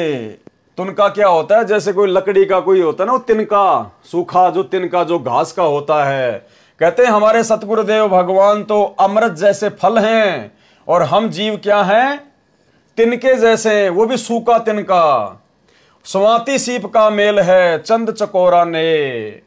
सतगुरु जी तो अमृत फल तुल्य है, हमारा शरीर तो तिनके तुल्य है। जैसे स्वाति नक्षत्र की वर्षा की बूंद सीप के मुंह में गिरने से मोती बन जाता है, ऐसे सतगुरु जी ने हमारे अंतःकरण रूपी सीप में यानी हमारे हृदय में सत्य साधना रूपी स्वाति की बूंद डाली, यानी अपना तत्व ज्ञान डाला, अपना उपदेश डाला, वो मंत्र डाले। हमने परमात्मा रूपी सतगुरु में इतनी लगन लगाई। किस में लगाई? परमात्मा रूपी सतगुरु में। यानी ये स्वयं ही परमात्मा है जो सतगुरु का रोल कर रहे हैं। इसीलिए तो हमने इस फोटो को रिजेक्ट कर दिया, क्योंकि हमें परमात्मा रूपी सतगुरु की पहचान हो गई। हमने परमात्मा रूपी सतगुरु में इतनी लगन लगाई जैसे चकोर पक्षी चांद को देखने में लगाता है। गुरुदेव भगवान ने बताया कि एक चकोर नाम का पक्षी होता है जिसको चांद से बेहद लगाव होता है, बेहद प्रेम होता है। और वो चकोर नाम का पक्षी शाम के समय क्या करेगा? किसी ऐसे पेड़ पर बैठेगा जिसके ज्यादा टहनियां नहीं होती है, जिसके ज्यादा पत्ते नहीं होते हैं, सूखा पेड़ देखता है, ताकि मेरे और चांद के बीच में कोई डिस्टरबेंस ना हो। और जैसे चांद उगेगा एक टक उस पे नजर लगा लेगा, हटाएगा नहीं। और जैसे जैसे चांद ऊपर को आएगा वो बैठा बैठा उस पे नजर रखेगा, यूं यूं नजर रखेगा। चांद सीधा आएगा, वो चकोर पक्षी अपनी गर्दन यूं कर लेगा। चांद फिर यूं आएगा, वो पक्षी भी यूं देखेगा, यूं देखेगा। और अंत में वो पक्षी नीचे गिर जाता है चांद को देखते देखते, और वो गर्दन के बल गिरता है, उसकी गर्दन टूट जाती है। टूटी गर्दन से भी वो चांद को ही देखता रहता है। तो गरीबदास जी हमें यह समझाना चाहते हैं कि उस चकोर पक्षी के जैसे हमें भगत बनना पड़ेगा।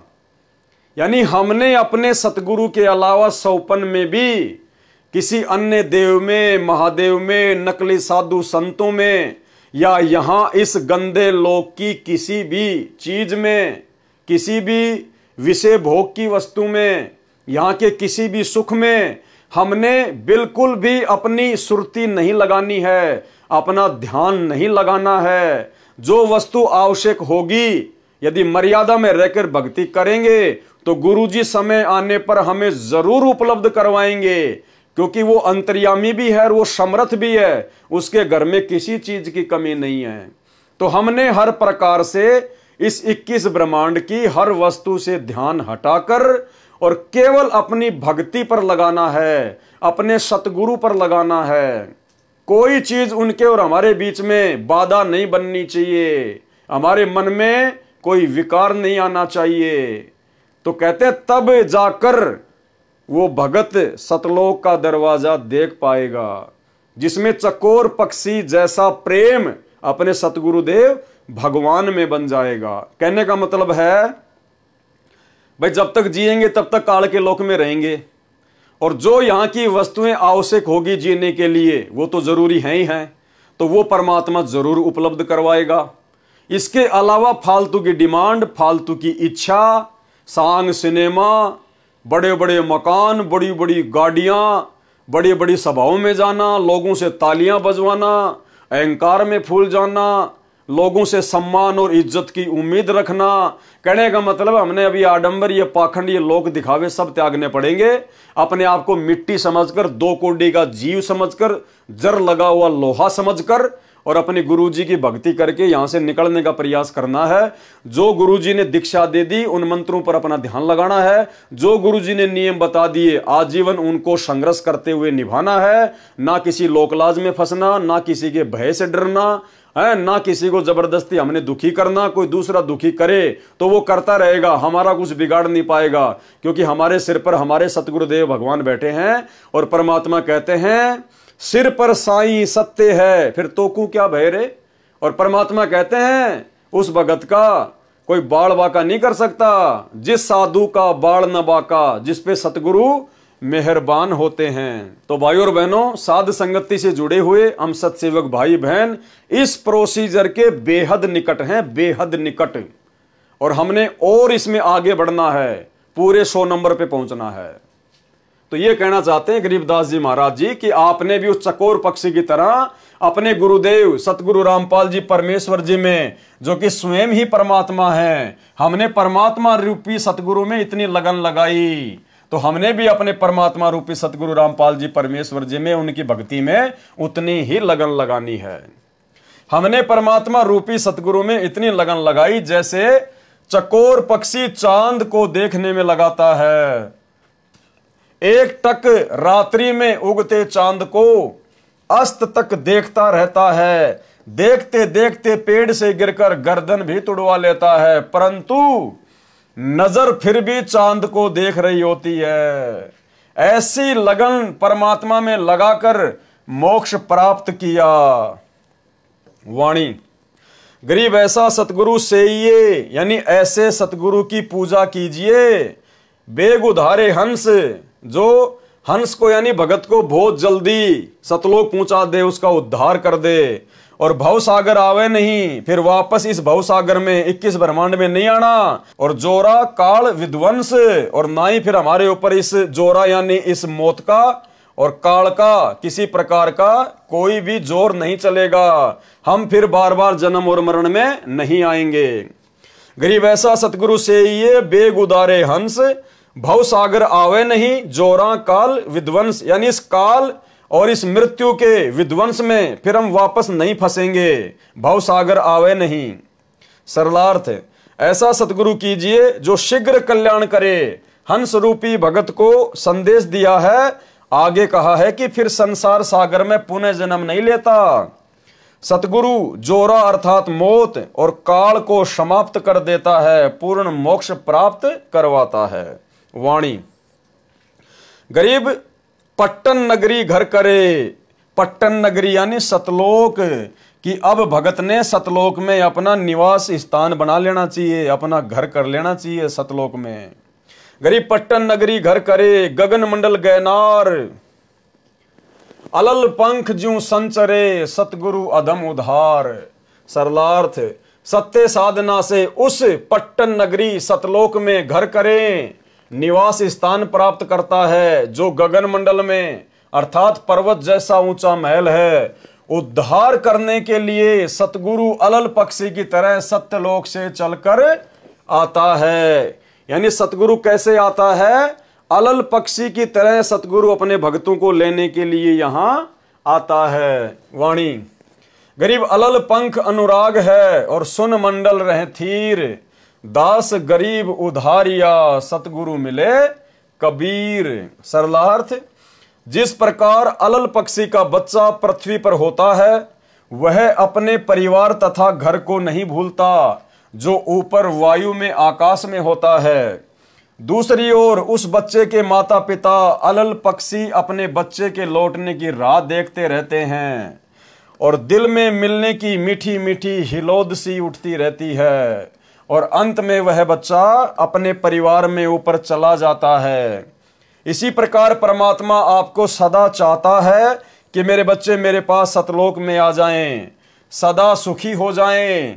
हम सतगुरु के भगत अलल पंख के बच्चे की तरह परमात्मा को तथा अपने घर सत्यलोक को नहीं भूलेंगे, तो एक दिन हम सतलोक चले जाएंगे। संत गरीबदास जी ने कहा है कि मेरा उद्धार भी इसी विधि से हुआ है। मुझे सतगुरु कबीर जी ही मिले। कौन मिले? सतगुरु कबीर जी मिले। तो भाई हमें कौन मिला फिर आज? वही सतगुरु कबीर जी मिला है। इसलिए हमने इस कागज की फोटो को सतगुरु मानना छोड़ दिया है। तो भाई और बहनों, आज के वीडियो में केवल इतना ही। कल रात्रि 9 बजे जो वीडियो लाइव चलेगा उसमें फिर हम आगे से शुरू करेंगे, जो कि साहिब कबीर जी की वाणी गुरुदेव के अंग से शुरू होगा। तो भाई और बहनों, बहुत बड़ी दया है, बहुत बड़ी मेहर है परमात्मा की। और जब तक हमारे गुरुदेव भगवान हिसार जेल से नहीं आ जाते हैं तब तक वे यही चाहते हैं कि मेरे बच्चे इसी प्रकार से अपने विश्वास को दृढ़ करके भक्ति मार्ग पर लगे रहे। उसके लिए परमात्मा ही सारी योजना तय करता है। ये परमात्मा की योजना के तहत ही ये भक्ति बोध पुस्तक का सरलार्थ किया जा रहा है। सरलार्थ के ऊपर वीडियो बनाए जा रहे हैं ताकि हम भक्तों का जी लगा रहे, हमारा मन परमात्मा के चरणों में लगा रहे। गुरुदेव भगवान चाहते हैं जब तक मैं हिसार जेल से अपना मिशन पूरा करके, अपनी लीला पूरी करके वापस नहीं आ जाता हूं, तब तक आप मेरे हीरे मोतीलाल, मेरे बच्चे इसी प्रकार से मेरे सत्संगों के ऊपर, मेरी पुस्तकों के ऊपर ज्ञान चर्चा करके, साध संगति के माध्यम से अपने विश्वास को दृढ़ बनाकर भक्ति मार्ग पर लगे रहना।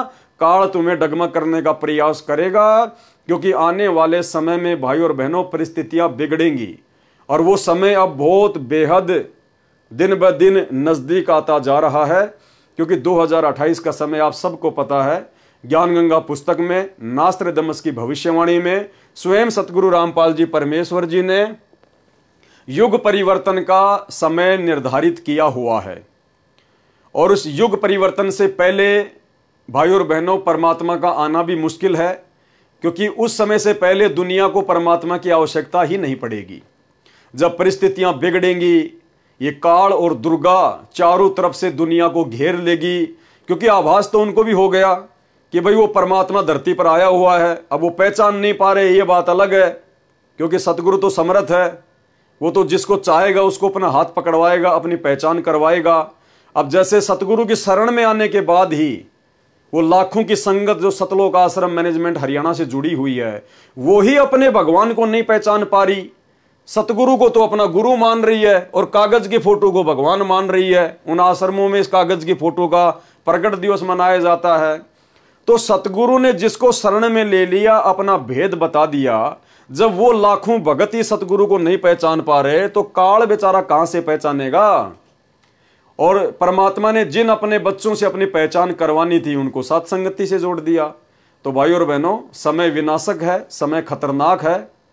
ये दुनिया तो देखो अपनी टांग तुड़वा कर मानेगी, और दुनिया की हम कोई गलती भी नहीं कह सकते, क्योंकि दुनिया को वो ज्ञान नहीं है जो ज्ञान गुरुजी ने आप और हमें दे दिया। तो भाई उनके जैसे संस्कार, उनके भक्ति संस्कार इतने मजबूत नहीं है कि भाई उनको परमात्मा अपनी शरण में ले सके। तो कहने का मतलब है, उस 8.5 अरब की जनसंख्या वाली दुनिया से और सतगुरु रामपाल जी परमेश्वर जी ने जिन लाखों को, करोड़ों को अपनी शरण में ले लिया, उन भक्तों में से सबसे विशेष आत्माएं, सबसे अच्छी आत्माएं परमात्मा ने साध संगति से जोड़ रखी है।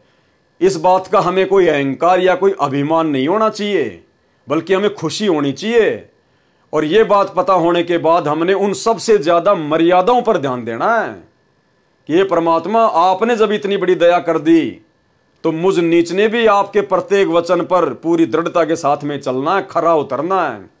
जब गुरुजी ने हमारे ऊपर इतना विश्वास किया है और छांट छांट कर साथ संगति से जोड़ा है, तो हमने गुरुदेव भगवान के विश्वास को तोड़ना नहीं है। जैसे हमारे गुरुदेव हैं और जैसा गुरुदेव भगवान आप और हमें भगत बनाना चाहते हैं, विनम्र, आधीन, प्रेमी, सच्चे मुच्चे, उसी प्रकार से भाई और बहनों हमने भगत बनना चाहिए। हमने कोशिश शुरू कर देनी चाहिए। और ये मौका आप और हमारे पास केवल उस समय तक है भगत बनने का, जब तक गुरुजी हिसार जेल से लीला समाप्त करके बाहर नहीं आ जाते हैं। देखो, उसके बाद तो पूरी दुनिया भगत नजर आएगी, ध्यान रखना। जिस प्रकार सतलोक आश्रमों में जब गुरुजी सत्संग करते थे तो सभी भगत नजर आते थे। जिसके भी गले में लॉकेट दिख जाता, सत्साई भगत जी, सत्साई भगत जी, झुक के प्रणाम करना, आदर देना, सम्मान देना, हंस के बात करना। भाई भगत क्या, ये तो बिल्कुल गजब का घोड़ा है, बिल्कुल भाई ये तो मतलब धन्ना जी बन गया। और जैसे बरवाला कांड हुआ और पता चला कि वहां साथ संगति हो रही है, वो ही भगत लेके लठ जो आश्रमों में सत्साई भगत जी, सत्साई भगत जी लेके लठ अपने भगत भाइयों को मारने आ रहा है। तो भाई और बहनों, भगतों की अभगतों की पहचान तो अब हो रही है। तो अब हमने वो भगत बनना है जैसा भगत बनाने के लिए गुरुजी सतलोक से आए हैं। और ये मौका दे दिया गुरुजी ने हमें साथ संगति से जोड़ के। और अब भी यदि हम नहीं समझेंगे, और थोड़ा बहुत जीवन हमारा, किसी का 20 साल, किसी के 25 साल, किसी का 30 साल, इतना ही है, क्योंकि 60-70 साल की तो उम्र ही है इंसान की अब। और 30-40-50 साल के हम हो गए, और ज्यादा से ज्यादा 20-25 साल जी लेंगे, इससे ज्यादा जीवन नहीं है। चलो 100 वर्ष मान लो कि भाई मैं 100 साल जीऊंगा। पहली बात तो ज्यादा जीवन जीने की इच्छा रखने वाला महामूर्ख भगत है। ये ज्ञान लेने के बाद तो ये होना चाहिए कि परमात्मा आज ही आ जाओ और आज ही ले चलो, क्योंकि बाकी तो परमात्मा संभालेगा बच्चों को, जो पूरी दुनिया संभाल रहा है। और भगत के बच्चों को तो परमात्मा विशेष तौर पर संभालेगा, अपने हाथों में रखेगा, परमात्मा गारंटी देता है। तो उसके बाद हमारी तो परमात्मा की वाणी के अनुसार पूरी इच्छा हो जानी चाहिए कि जीवन तो थोड़ा ही भला, जय सत्य सुमरण होए, और लाख बरस का जीवना लेख धरे न कोई। तो भाई और बहनों, हमने तो इस कदर तैयार रहना है कि जैसे अगर आज गुरुजी आ जाएं अचानक कि चल बेटा सतलोक, तो भले पैर में चप्पल नहीं है, चप्पल भी पहनने की नहीं सोचनी, तन पे कपड़े हैं या नहीं हैं, पीछे बेटा बीमार है, बेटी बीमार है, या कोई काम बिगड़ रहा है, कोई मकान का काम चल रहा है, कुछ नहीं देखना, पीछे मुड़ के नहीं देखना। जब गुरुजी सामने खड़े विमान लेके और कह रहे हैं कि बेटा आ जा, तो नंगे पैर दौड़ के जहाज में बैठ जा। इस कदर हमने तैयार रहना है, तभी बात बनेगी भाई और बहनों। तो आज के यथार्थ भक्ति बोध के सरलार्थ में केवल इतना ही। कल रात्रि 9 बजे अगले वीडियो में गुरुदेव भगवान के आशीर्वाद से फिर हाजिर होंगे। और यदि आप नए जुड़े हैं इस वीडियो में, तो भाई और बहनों, जब तक आप पहले के 4-5 वीडियो नहीं देखोगे, जिनके लिंक ऊपर टाइटल में दिए हुए हैं, तब तक आपको ये बातें समझ में नहीं आएंगी। तो कल फिर मिलेंगे परमात्मा के आशीर्वाद से। गुरुदेव भगवान से आशीर्वाद लेते हैं, इजाजत लेते हैं। बंदी छोड़ सतगुरु रामपाल जी परमेश्वर जी की जय हो।